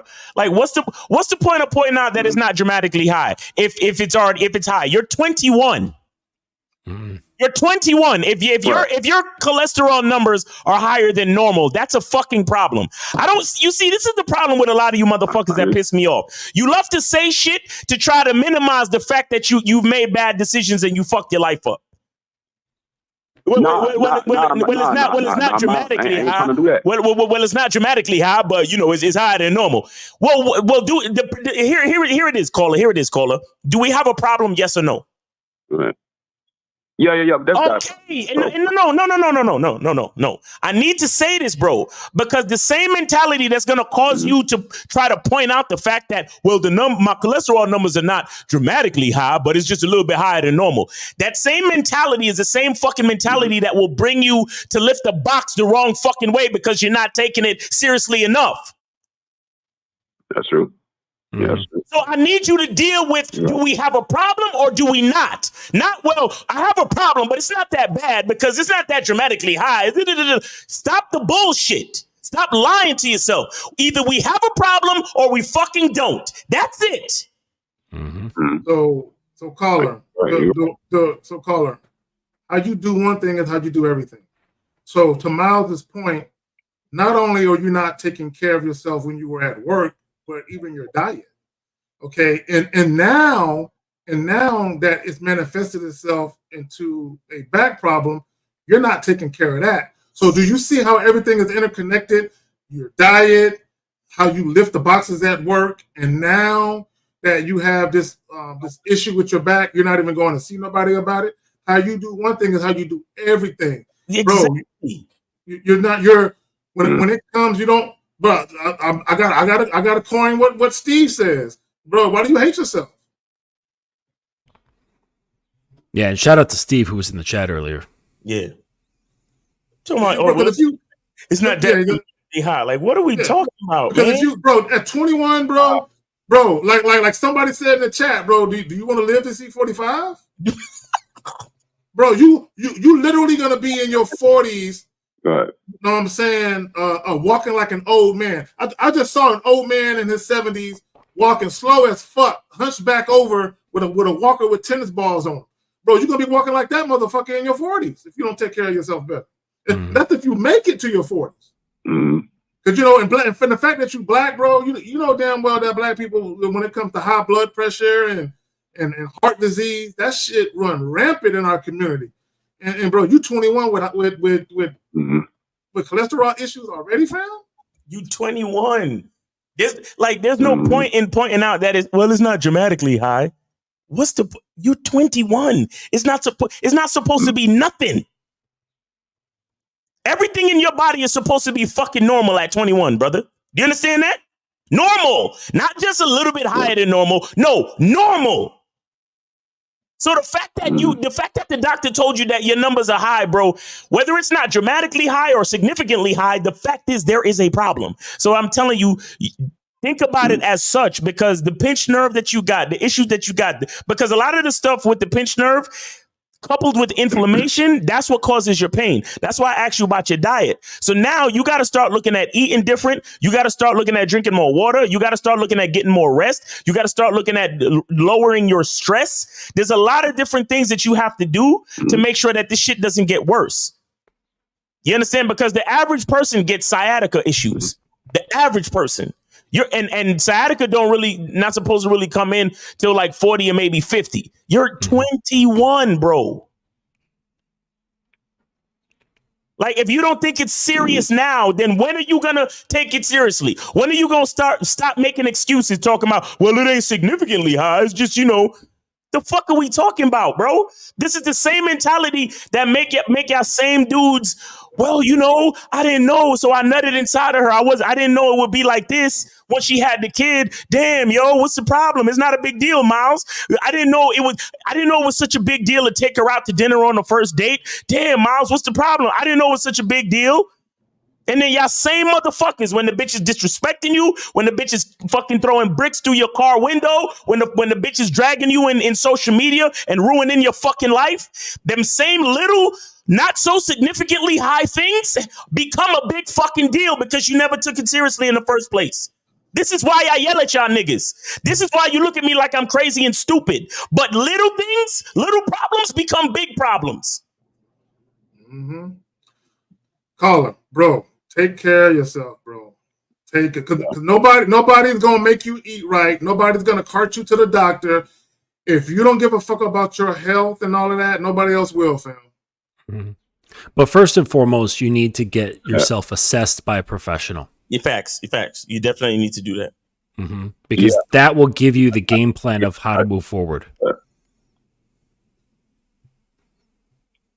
So appreciate that. I just want to say I definitely got that lined up. I done made an appointment and all to ask to see a specialist and all that. You haven't. No, you haven't. Nigga. Right about what I. Nah, he did. He probably did. But caller, keep in mind though, if you say you don't want to get on pills, then try not to get on pills. But this is why I asked you about your diet, bro. You understand? Because the food that you intake is also your medicine. And the food that you intake can also be your poison. Do you understand? That's facts. So if you refuse, look, let's be clear. The majority of the reason why so much of America is on so much medication is because they refuse to change their diet. Mm-hmm. That is a big part of why the pharmaceutical industry works so well. Why the FDA approves all of these unhealthy foods? You know, almost everything in the middle of the grocery store is unhealthy. Everything. The only healthy parts of the grocery store is the water aisle, the produce, and the fish and the meat side, and maybe some of the dairy. Maybe if you need more calcium and certain other things. But majority of the shit that's in the supermarket is approved by the FDA. But it's exactly the shit that's gonna kill you. You understand? So you got to get your diet right, bro. You got to get more vegetables up in there. You got to cook at home some more. You got to reduce, you know, too much oils and too much salt. And like Mr. Justin was saying earlier, pull the sugar, like cancel out the sugar. No sugar at all. You know, there's things that you can do right now that will reduce the inflammation that will help you. Go ahead, Kay. No, let me say this real quick. And also get some raw vegetables. Like I bought some fucking stacks of fucking raw asparagus, and I just saute that shit, right? But even the oils you use to do it, the different types of butters you use, that shit could be unhealthy and using excess. But caller, And Caleb said if you have to take meds, it might interfere with your sexual performance. I actually know people personally who had situations where they had to take pain medication and they couldn't get hard. So in addition to the pain, they either had to stop taking the pain medication or they were taking that in conjunction with Cialis or Viagra or some shit. And you shouldn't be in your 30s, you know what I'm saying? You know, taking old man medication, you know what I'm saying? Taking old man, precautions to get your dick hard, right? Right. So all this shit is connected. If you don't take care of yourself, it's a domino effect. It impacts other areas of your life, bro. Yep. No. So yeah, appreciate the case of that, Miles, and just for the advice and all that. I definitely, and I ain't want to, what I said earlier, Miles, I appreciate you for pointing that out, Miles. You know what I'm saying? And I really didn't mean it as in not taking it serious. Cause I've been back and forth to the doctor, hospital this month, last month, all that to make sure to get right. And I also quit smoking weed and alcohol last year. So I've been like 7-8 months clean and all that. So good. I really been watching myself and take care of myself. But I definitely appreciate all you guys for giving me, you know what I'm saying, that advice and all that. Yeah, well, that's good. That's good. Keep all the stuff you just said. Please keep that going. But I just reiterated what I was saying, not just for you, but there's a lot of people out there like that, caller. You got to understand that when we're talking, we're not just talking to the caller. We're talking to other people who may not understand the gravity of their situation and who might say to themselves, "Oh, well, my cholesterol is not dramatically high. It's just a little bit higher than normal." And the point is, we have to understand that if there's a problem, there's a problem. There's no point in trying to nitpick whether or not it's well, if I'm a little bit over the weight, or if I'm a little bit, that's not the point. The point is we got an issue and we gotta be serious. We gotta be honest, and we gotta address the issue for what it is. So we can't be having that type of mindset to let things slide or to make things seem less serious than they are when it truly is. That's all. Okay. A couple of things real quick. Real quick, Danny P with the $4.99. Appreciate you. All right, go ahead, my bad. Yeah, go ahead, caller.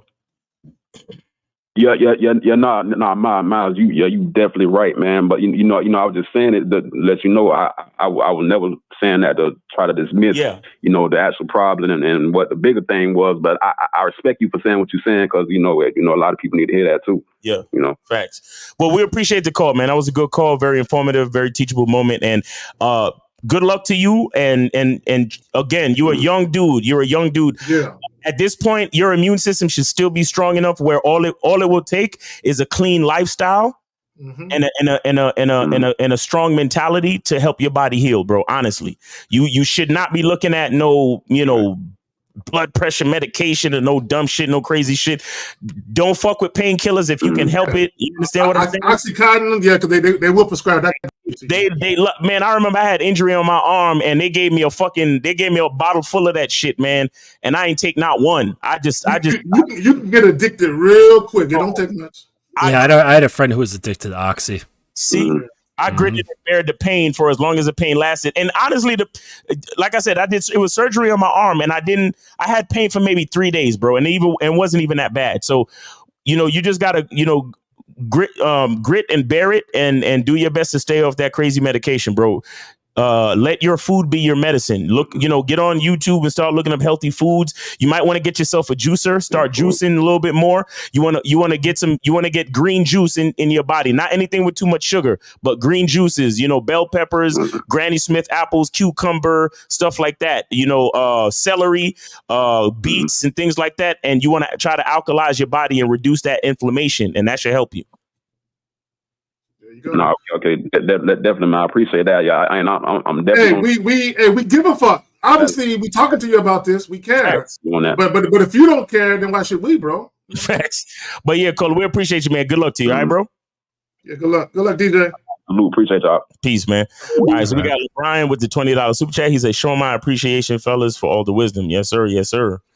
All right, guys, call in 919-647-9392. Call in 919-647-9392. Probably going to be here for another maybe 15, 20 minutes. So make sure y'all call in.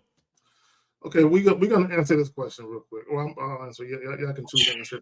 Okay, so Showtime Miles. Okay, bro. Miles and Elle been telling y'all for a long time, bro. You know what I'm saying? I know they talk about 25 a day, which includes dating apps. Guys, when you get to a point where attracting women is not a problem, then trust and believe you just approaching women here and there will be good enough for you. But a lot of you guys, the main reason why you need to approach women is because you need to get to a point where things become second nature to you, where it's muscle memory. So a lot of you guys who have a fear of rejection, you have approach anxiety, you always feel like, I don't know what to say. You need to get to a point where approaching women and talking to women is like conversating with the old man at the mailbox. It's nothing for you to have a conversation with the women. This is why they tell you to approach these women, right? But also, again, on the dating apps, okay, you should be interacting with multiple women on a regular basis. Right. And scheduling situations where you guys are meeting up, grabbing a drink, or whatever type of date you want to do within reason. You guys, you young guys, I never understand this. You motherfuckers in your 20s, especially you guys that ain't got no kids, bro, y'all should be meeting up with multiple women a week. I ain't talking about just talking to women. I'm talking about meeting up, catching up with them, where you guys are actually scheduling things. Right. Whether you guys are meeting them at a fucking coffee shop, a little watering hole, you meet them at a fucking park, sitting on a park bench, sharing a bottle of water, talking. Y'all should be literally meeting up with multiple women a week. And I'm not even talking about fucking. I'm just talking about just meeting up and catching up with women. Hey, look, I'll meet you this day. I'll meet you that day. If you guys aren't seeing multiple women a week, and you got a regular 40-hour-a-week job and you ain't got no kids, what are you doing with your life? Y'all got it, man. Facts. But guys, call in 919-647-9392, 919-647-9392. We got any questions in there? Here we go. Yeah, we got this. So this guy says, if I ask a girl on Hinge when the next evening is that she free, and she replies with probably sometime next week, and I instantly unmatch, am I overreacting? Nope. No, you're done. Look, guys. Shout out to Lacari. He did a live stream before we hopped on, and he said all women are easy. And he's right. All women are easy for men that they want. Exactly. Facts. We got 213. 213, you're on live on the Manhood is a Skill Set show. What's going on? Name age, city. How can we help you? Go ahead. Yeah, man. Soulmonger. I'm from LA. I'm 32. Okay. Soulmonger, what's up, man? I seen you in the chat before. What's going on? I appreciate the super chat so much. Appreciate it. Well, not super chat, but the cash. I really love your guys' wisdom that you're sharing that with everybody. You guys got good messages. It's awesome. I was just calling because I was wondering, I do real estate as my main, that's my profession. Like I do that as a business, rentals, flips, all that. But I actually do want to get into creating content on here, on YouTube. And I was wondering, I know you mentioned in one live stream, Miles, that you use like a pseudonym, and I was kind of wondering, like, if you guys got any tips for like protecting your reputation for your business while also putting out content, because I think that if I'm like trying to raise money for properties and stuff like that, and it's some 60, 70-year-old white guy that just can't relate to some of the things I'm saying, how would you do that to just what kind of content were you talking about creating? Well, I mean, if it is dating advice or self-improvement advice, but if I start saying stuff like, old white guy. This is what I will tell you. Shout out to EO and Myron from Fresh and Fit. I know both of them talk publicly about having jobs, and then their jobs basically found out about their content and kind of made them choose. You know what I'm saying? So my thing is, you just understand that when you put out certain things and you're talking about certain topics, that there are going to be people, if you work for somebody, who might have a problem with your commentary, right? So either be prepared to quit or be prepared to kind of curtail what you talk about. So essentially, you're having people say, "Can't nobody censor me? Fuck that." You know what I'm saying? I ain't having it. You know what I'm saying? And they're still going to censor you to a degree, but for the most part, I say what the fuck I want to say.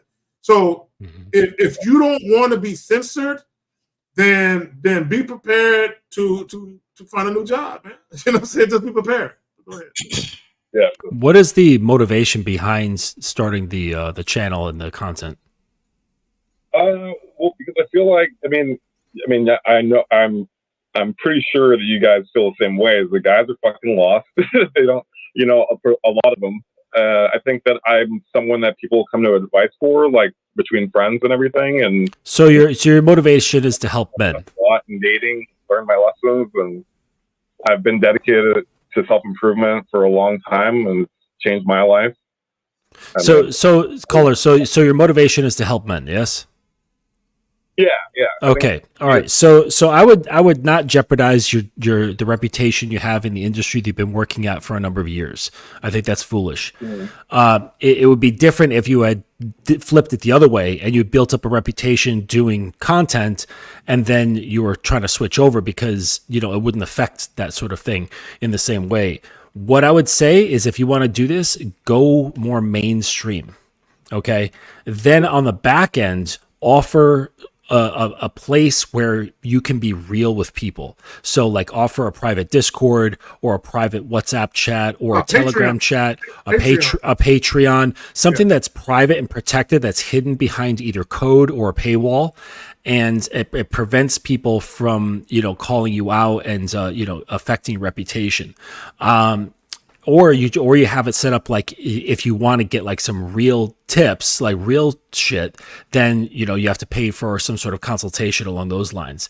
The other benefit of going mainstream, right, which is why you'll see channels that are talking about the real shit, they don't really blow up as much as, say, channels who are talking about mainstream stuff, is that just most people relate more with mainstream thinking. So if you just want to get traction, you want to have some fun creating generic content around men and around dating, you can do that. And there's a lot of channels that you can look at for inspiration along those lines to see what they're doing. And that would be my advice to you. I would go mainstream to protect your reputation. And to Justice's point, you don't have to talk about risque topics. You know what I'm saying? You don't have to use, certain types of colorful language. You know what I'm saying? You can talk about men shit. But see, where you get caught up at is when you tackle controversial things. And like if you come at it like say an Andrew Tate, okay, even though he say some real shit, there's gonna be people that got a problem. Look, people don't like the truth, bro. I don't give a fuck what nobody say. People say they want honesty. The only time people want honesty really is when it benefits them.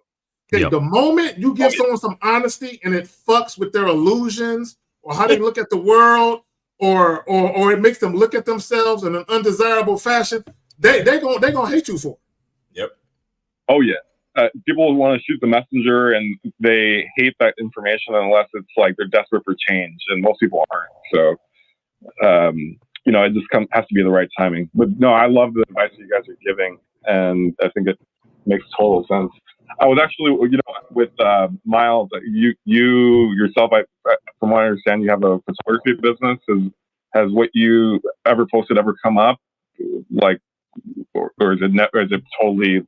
There's no that never came up with clients or anything. I've never, because I got two brands. I got my photography brand, I got my Miles Cunningham brand, and I've never had any cross pollination or cross marketing issues. Never had it. Oh, but okay. And a lot, and every once in a while I'll have somebody come on my Miles Cunningham live and call me by my other brand name or my normal government name, and I shut that shit down immediately. I don't, because it's not like I'm trying to hide anything. It's easily Googleable if you look me up or get at me on Facebook or some shit. I'm not trying to hide anything, but you just want to keep things separated. I need to keep things separate, and I'm a business. I am a business. You understand? I am a business. Like everything you see in this camera, my fucking tax guy gets the receipt for it. You understand? Those candles back there and the shirt that I'm wearing and these sunglasses and all the equipment that I use to do what I do. My life is a business. You understand? So I don't allow for people to come on my live calling me by my government name. I don't allow that shit. You understand? Yeah. And if I'm doing if you see me on a photography job, you can't come through and call me Miles Cunningham either. You see what I'm saying? So you have to be disciplined, and you got to learn how to keep shit separate. Keep your brands different. And again, not to say that you're trying to hide anything, but there needs to be a separation of branding. Mm-hmm. You also don't have to get on camera. There's plenty of channels out there that have, either just infographics or just anything on the screen but your face, and you can have your voice live. There's tons of channels that do well with that sort of thing. So don't always think that you have to show your face.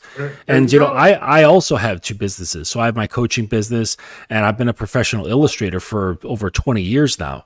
So and I don't change my name, but I just keep things separated. I don't link my Instagrams. I never share my coaching work with my clients that I work with in illustration, and vice versa. It never crosses over. Even if I have say an illustration client who maybe is going through a problem in their marriage, I'm not going to it because I don't want to cross pollinate and I don't want to infect things. I want to keep them completely separate. Like caller, you got to be diligent. Like I'll give you an example of what they're talking about when it comes to keeping things separate. Like I have 3 but I have 3 Facebook profiles. Okay, I have the Manhood is a Skill Set show, and then I have Kerry K. Zaggin. All of those are just linked to what I do here on YouTube.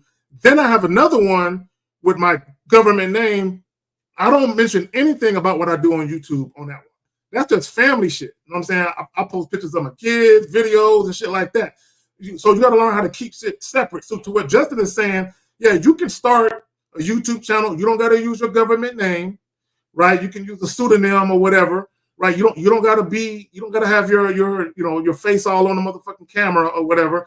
And then you can do content. You can do live joints. You can do pre-recorded joints. You can do straight up audio, where you do audio clips and you upload it, but maybe you have images or animation or something. Yeah. There's a lot of shit you can do to keep your face off the joint. Right. Mm-hmm. I would recommend that if you feel any type of way about it, don't share this with your constituents, with any of your coworkers. Don't tell them about what you're doing if you feel like it's an issue. Yeah, man, I appreciate all your guys' advice here. I think it's great, and I'm gonna take it. I've written down notes, and I agree too with that mainstream thing is huge. Like, talking about how to build a rotation is not going to be something that everybody was going to want to hear about. Versus like if people want commentary or something on like the whole Diddy situation, like people know about that. Okay. Right. More entertainment. Well, and caller, you got to have a plan. What is your target audience? Are you going to be a one-stop shop when you talk about any and everything, or are you going to have content that's geared to something specific? Right. So you gotta think about what's known as your avatar. So like, what is your ideal listener? And who are they? What are their demographics? What's their lifestyle like? What's their age group? And then that will if you could flesh out this character with as much detail as possible, your ideal listener, that will give you an idea of how to angle, what you're going to be producing. Exactly. There you go. There you have it. Awesome. Thank you, guys. I don't want to take your time up any longer. All right. Soon. All right. Good luck. Good luck to you, bro. All right. Yeah. All right. Have a good one. Appreciate the call. All right, guys. Let me see. We got about less than 5 minutes left, guys. If y'all want to call in, I'll leave it open for one more call. 919-647-9392. 919-647-9392. Shout out to Rickster with the $10 super chat. He says, just stop in, showing everyone love, and I appreciate the wisdom from y'all. Have a blessed day and be safe. Yep. Okay. Yeah. Okay. So let's get to this real quick. Okay. So again, I just want to touch on this real quick. Guys, here's the thing, and I'm gonna say this. This is just me. This is just my personal opinion. If a woman is not sexually attracted to me, where it's evident, I'm not fucking with her. Period. It don't mean that we gotta fuck that day, but I'm not fucking with her. Right? Period. I'm just not. Okay. I don't have the time, the patience, or the tolerance to try and convince a woman to fuck with me. Okay, either she's with it or she's not. And if she's not, no hard feelings. I'm not mad or nothing like that. She can go over there. I'm going to go over here. So when you talk about when you asking women when are they, number one, I don't ask women when they're free personally. I just tell them when I'm free and what I got planned, and they can tell me if they with it or not. And if they're not free, then they can say, well, you know, Carrie, I'm actually not free at Friday 9, but what about 10:15? Okay, then we can negotiate. Let me just say this about negotiation. That's the only time you should be really negotiating with women when you first meet them. It's just negotiating a time and day that's actually convenient for the both of you. Because if it's not convenient for her, then you ain't gonna see each other. So it got to be convenient for her too. But that's the only time you should really be negotiating with a woman. Other than that, you need to be running everything else. Y'all got it. Yep. Yeah, I agree.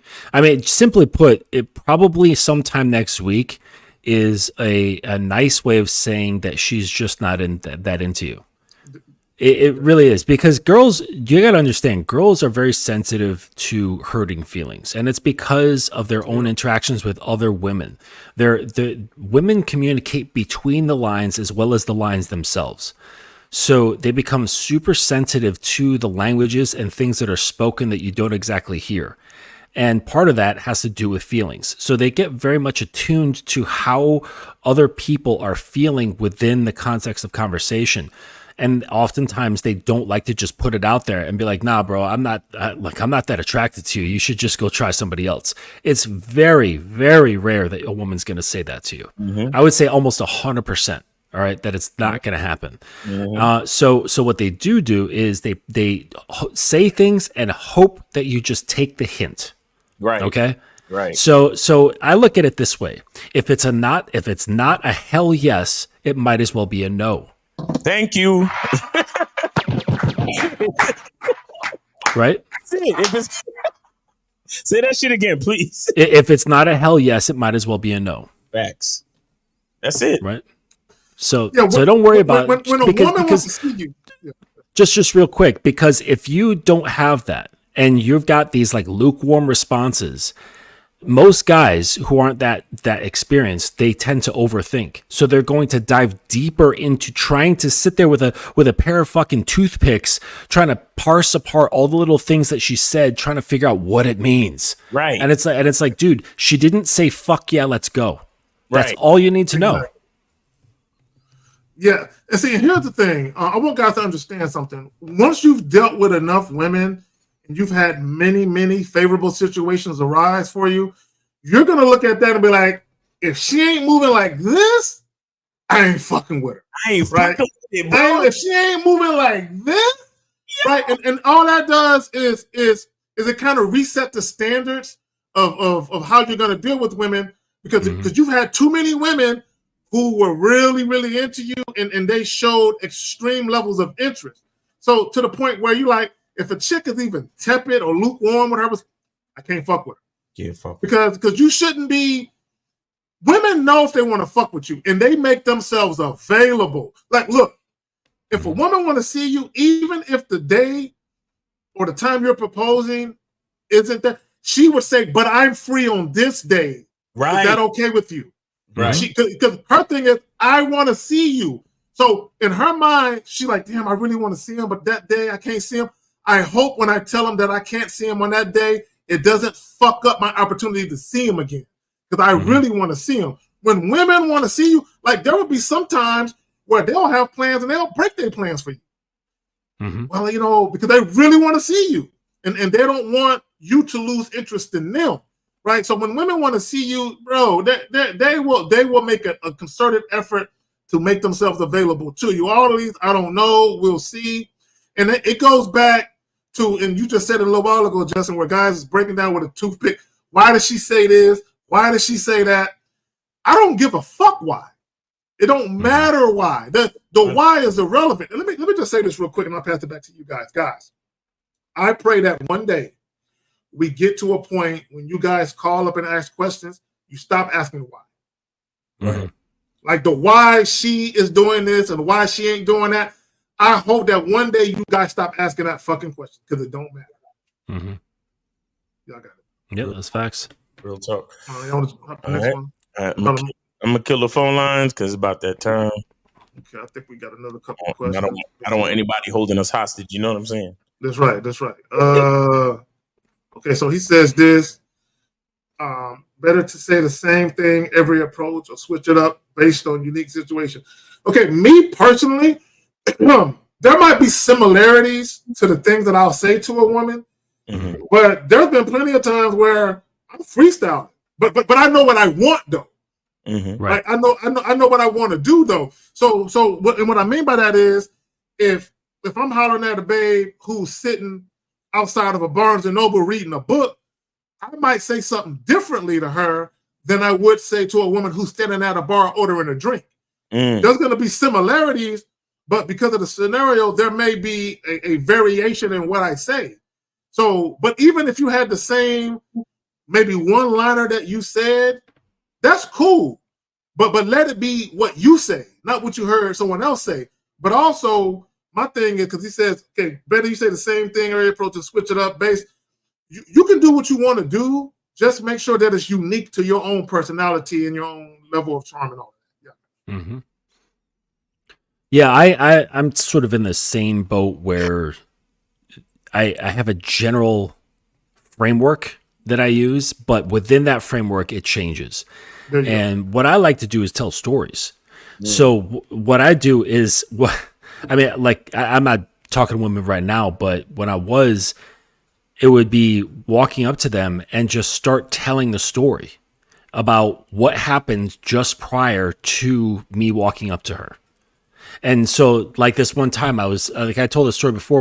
I was helping out a friend do some construction in his office in Manhattan. He just needed some light construction work done. So I went in there, helped him out with his stuff, and I had my tools with me. I was coming home, and I walked down the stairs, and there's this beautiful girl just standing there, and we locked eyes for that 1 second, and I felt it and immediately reacted and just walked a little bit slower, just to over dramatize the situation because I'm just that way. And then I walked up to her and then just described to her what I just talked with you guys about. I described what I was doing, what I was happening in that moment that led up to her meeting me. And I said, we locked eyes, and I just I had to introduce myself. So my name's Justin. What's your name? And that was it. And it's just tell a little story. And I've never had a problem with that. Yo, and that sometimes that'd be the easiest shit. That'd be the easiest shit, because you could easily just be like, yeah, so I got this thing, where every Friday night, I go out and I meet new people. Yeah. So I was getting dressed tonight, and I put on my shirt, and I was like, yo, that's a good looking shirt. And I had to make a choice as to which cologne that I was gonna wear, and I ended up wearing this cologne and da-da-da-da. And then I finally made it to the bar, and finally I see the most beautiful woman I've ever seen in my life. What's your name? Mm-hmm. Easy shit. And she's already intrigued because she just listened to your whole fucking story. Mm-hmm. You get what I'm saying? And you can put inflections to change things. So you walk in and you see her and you're like, I did all that. You tell your little story and say, I didn't expect to see you here. And you put the stress on you as if you know her, but you actually don't. Right. And so it puts a little bit of weight of a little bit of validation, a little bit of importance on who she is as an individual. Mm-hmm. And just little changes like that can help out quite a bit. Mm-hmm. Just have fun with it. See, and but both of you made great points. A lot of guys don't know how to be loose and just have fun. Yeah. And I think it comes from the fact that a lot of these guys don't like women. they want to fuck them, but they don't like them. You don't like them. Actually, I would say it's too much. Right, they like them too much, so they stiffen up and they can't have fun because they're so tight about the situation. Like, oh, I got to be impressive or whatever, and it's like, no, don't impress, just express. Just express yourself, have fun, like that. And relax. Don't impress, just express. I like that. That's dope. So and guys, just talk to them, have fun. See, a lot of people have made dating into a chore. Yeah, right, because you have this expectation of, if I say and or do this, then I have this expectation that this is going to happen. Don't have no expectations. Just be like, man, I see something over there that I like. I got my eye on. I'm going to go holler at her right quick. And whatever happens, like even there's been times where women told me, no, I'm not interested. But it was still, a little dope conversation. We laugh and I'm like, all right, man. I'm like, hey, listen out, girl. You don't play yourself like that. She was like, no, I'm sure you're wonderful, but I'm going to go ahead and pass. All right, well, look, you enjoy the rest of your day. and just walk off. And I don't think no more about her. I don't think about what I could have said differently. I just walk on and move on with my life, whether it's talking to another woman or just doing whatever it is I'm doing. I don't think about that woman. I don't go home thinking about, man, I saw this YouTube channel, man, they got a call-in show. Man, let me call them and ask them what they think about this shit. No, it's not that fucking serious. So anyway, man. Yeah. Anyway, man. Let me see. We got another one. Okay. About rating. So he says, Zag, what do you mean by some dudes just aren't going to get casual sex easily? Bro, some guys are not. I'm sorry. Some guys, you're just not that guy. And look, let me just say this real quick. Guys, I said this before. I'm going to say it again. It's okay if you want to be booed up and you want one woman. Mm-hmm. And you want to have a loving relationship, monogamy-oriented, sexually exclusive, although sexual exclusivity is an illusion. But it's okay if you want to partake in that illusion. It's okay. It's okay if you want one woman and you want to kick it with one woman and y'all want to get Facebook accounts together and all that other shit. You know what I'm saying? It's okay. There's a lot of that shit going on. It's matching okay. Sweaters.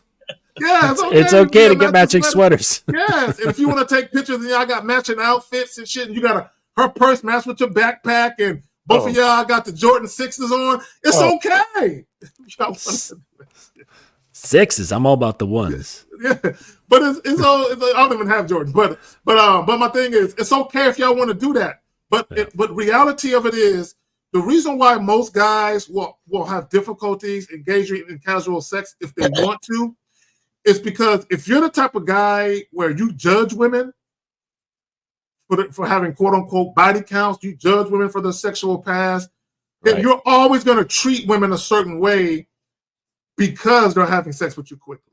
But you're always going to look at them a certain way. So just because you have a disdain for a woman who indulges in casual sex, although you would like to yourself, which don't make no sense, right? Women are going to be able to sense that at some point that you have this hypocrisy about you, right? As far as your desire to engage in casual sex, but then you turn right around and judge women for it. Yeah. You got to be very relaxed. You got to be super relaxed about casual. The operative word is not sex; it's casual. Casual is relaxed, right? You can't be serious about this stuff. And if you are a serious type, if you take sex seriously, it's just not for you. That's it. That's it. There you go. And it's not for everybody. And again, there are going to be some guys where you want to indulge in it, but you don't have the right mindset. And it takes. You have to have a mindset where you're non-judgmental and where you literally allow women the freedom to be their true sexual selves around you. But how can you give women that when you're not your true sexual self around a woman? Right, exactly. Yeah, I love this comment by Uncle Gus. I want to see that shit in real life. Matching shirts. Let's see, read simp and I'm with simp. That would be good. That would be dope. That would be dope. Oh God. I gotta make that in like for one of my banners in Photoshop, like for some show. I gotta do a simp show and that'll be it.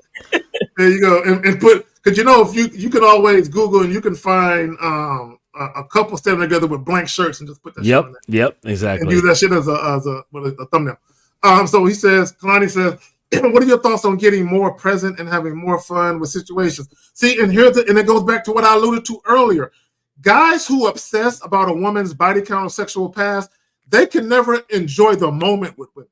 Right. Because they're always focused on what she may or may not have done in the past before they even knew her, which is even worse, right? But you can't even enjoy yourself in the present moment because you're always worried about some shit that ain't got nothing to do with you.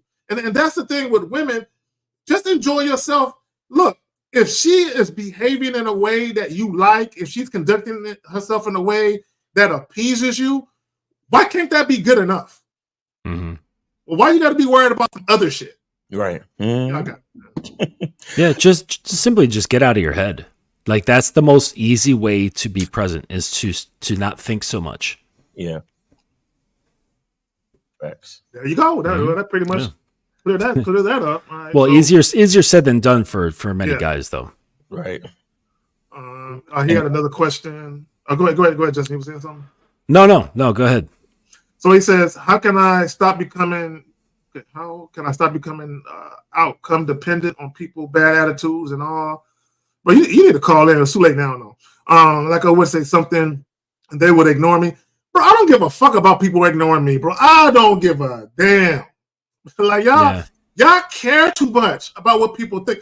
Look, let me tell y'all something. Okay, in this life, your life, guys, women too, your life will be a revolving door for people. Both sexes, right? Your life will literally be a revolving door. People are gonna come in and out, whether it's 5 minutes, 5 months, or 5 years. I'm saying, get used to that shit. Okay, not everybody is meant to stay in your life for any significant period of time. Not everybody is meant to provide some use to you. People are gonna come in and fuck out of your life. Get used to it. I've literally had people. I would tell people, "Hey, good morning." They keep on walking. They don't look at me. They don't say nothing. They keep right on walking. Right. But I remember one time I did tell this dude, "Fuck you." Then I did tell this dude. I did tell this guy that. I did tell this guy. You know what it was? I'm gonna say what it really was, right? Because when I was working for corporate America, there wasn't too many black dudes that work where I work. Yeah. So I'm like, how this nigga gonna? It ain't too many of us. He gonna ignore me and shit. So when I said good morning, bro, he just kept on walking. I said, "Fuck you, then." And he turned around. I'm like, oh, now you want to say something, motherfucker? So he just shook his head and kept walking. He didn't say nothing. No. Oh. You know what I'm saying? But I mean, I wouldn't do that again. I was a little younger and shit. Yeah. But my point is, there are going to be people that ignore you, bro. You got to ignore that. Man, I opened the door for a lady the other day. She just walked right through that motherfucker. She didn't say nothing. And I wanted to say something, but I said, "You having a blessed day, bro. You having a blessed day. Let your day stay blessed." Fuck her. No, she all right. You know what I'm saying? So I just went on, and I'm going to keep opening the door for people. Okay, even when they ignore me. Because that's what Kerry does. That's what I do. That's part of who I am, regardless of what other people do. I don't change or switch up who I am at my core because I didn't get a particular response. Right. Exactly. Yeah, you got to have that integrity and do things because you want to do them, not because you're trying to get validation or reciprocation. Yeah, no covert contracts, man. Exactly. There you go. Exactly. There we go. And that's pretty much it, man. Well, there was this one question in here at 333 by Joey Cred. I think this is worth touching on. Okay, Joey, you said that 333? Yeah, Joey Cred. Okay, 33. Did I pass it up? Yeah, 333. It's Right. I missed that. I didn't even see that. Go ahead, Justin. You got it first. So in order to paint a picture, you have to understand how pictures are created. And to do that, you need to go look at the masters, right? Like so when I was learning how to draw and paint, I had to study masters a lot, okay, to see how they were this is actual painting, like how they constructed images. And we broke it down. We didn't go, oh, wow. We looked at it structurally of like, how were they putting the elements together to create an amazing image? The same thing happens with communication. So in order to do that, you need to understand how a woman's fantasy works, okay? Because they look at regular guys, all right? They're not being, in their minds, they're not whisking away to some fantastical land, but if she looks at a dude and she's attracted to him, or they've had some words, she's going off onto some fantasy about him, right? She knows nothing about him, and she's going off on this little tangent of idealism, okay? So in order to tap into that, you need to start reading and saturating your mind with people who understand how women's fantastical minds work. And that is books written for women by women about fantasy. So the Harlequin Press publishing house, they're the ones who make all those smutty romance novels, and they range in from like really kind of, like PG-13-ish type stuff where everything's implied, all the way across to some really smutty material. And read that shit and really get to understand it. Get a bunch of these books and then understand the structure of the language and what it's actually doing. And then through that, you start writing your own sort of stuff within, like, coming off of that context. And then from there, you can start communicating these things once it becomes an understood skill. Let me say this. This is what guys got to understand. women have a sexual imagination. You just got to know how to tap into it. I had a client yesterday, and he was telling me that there was this video, I guess Antonio Banderas and some lady, they're doing stage plays, Phantom of the Opera. And there were comments, and I'm probably going to do a video on it, but it's on YouTube. And there were comments of women who were moved by what they saw sexually. Now, this is Phantom of the Opera, it's a stage play. And some of the things they were saying was the way that he looked at her and the way that the animalistic carnal desire that he had when he approached her and reached his hand out like he was about to go grab her neck. This is what women are saying. So what women do sometimes when they see shit like that, they will imagine that they are in that particular situation. Same thing with romance novels with Fabio and all that, and they read that and they will imagine and fantasize about that happening to them. Damn, I want a guy to come just take me. You know what I'm saying? It's kind of like when I talked about what is that shit called? I can't think of the name of it now. Fuck! I can't think of the name of it. Fuck. I can't think of, but anyway, but I can't think of the name of it. But basically, it was a story of a guy on a college campus, and he would go into women's dorms and perform cunnilingus on them. Oh, I remember And he was called a pussy bandit. Yeah. And basically, you had women who were like, he ain't visited my dorm yet. So then you had women purposely leaving their windows open. You know what I'm saying? Because he would just show up, get his eat on, and dip. He wouldn't do nothing else. He would just get his eat on and dip. And so you had some women who were like, damn, I would like to awaken to a man's head between my legs, and he just going to work. And he don't want to do nothing else but just eat me until I get to a climax, and then he basically just dip like a thief in the night. You know what I'm saying? So women have these fantasies and they have these different imaginations. And to Justin's point, you just got to know how to get in touch with that. But before you can get in touch with a woman's sexuality and her sexual imagination, hey, you got to have your own. That's it right there. That's it right there. Yep. That is definitely the prerequisite. So you have to be okay with your own sort of thing. So it's helpful to write about your own fantasies and things of that nature. But the reading stuff will help you understand how to formulate them, so it doesn't come off like a 1-paragraph description of a porn scene. Right. The more adjectives you use, just understand this, guys. I'm not gonna reveal all the secrets, but the more adjectives you use and the more you draw something out, increasing anticipation will be to your best interest. Okay, because marinating. It's not your abs. It's not your it's not the edge up on your beard. It's how you can increase anticipation, because that is the crack to women. It is like crack cocaine if you can bump up that anticipation, boy. And that, look, this is what guys got to understand. Women are governed by their feelings. They're moved by feelings. But anyway, that's it. K-Love, yes, there have been a few women that have been my midnight snack. Instead of going to the refrigerator, I go to them. You know what I'm saying? So, yes. So, anyway, so on that note, man, y'all got anything y'all want to plug, man? I'm going to get up out of here. I want to plug that K-Love is a freak. But anyway, it's your boy Miles Cunningham. Make sure y'all get the soap, man. Make sure y'all get K-Love wants one of us to call her and tell her a fantasy. Hit that QR code and get your luxury soap. Look at it. Appreciate you, K-Zach, for having me. Shout out to Justin for coming through. Appreciate you, bro. Yeah. And shout out to the callers and everybody in the chat. Renee P and all the moderators, Unique 79, all them cats. We appreciate y'all. K-Love, we appreciate y'all. You have a great day and no doubt, for everyone who participated, whether you left a comment or not, for all the callers, like Miles was saying, everyone who super chatted and sent cash apps, and for all the ladies, I love when the ladies come through. You know, this is a space where y'all can come and kick it.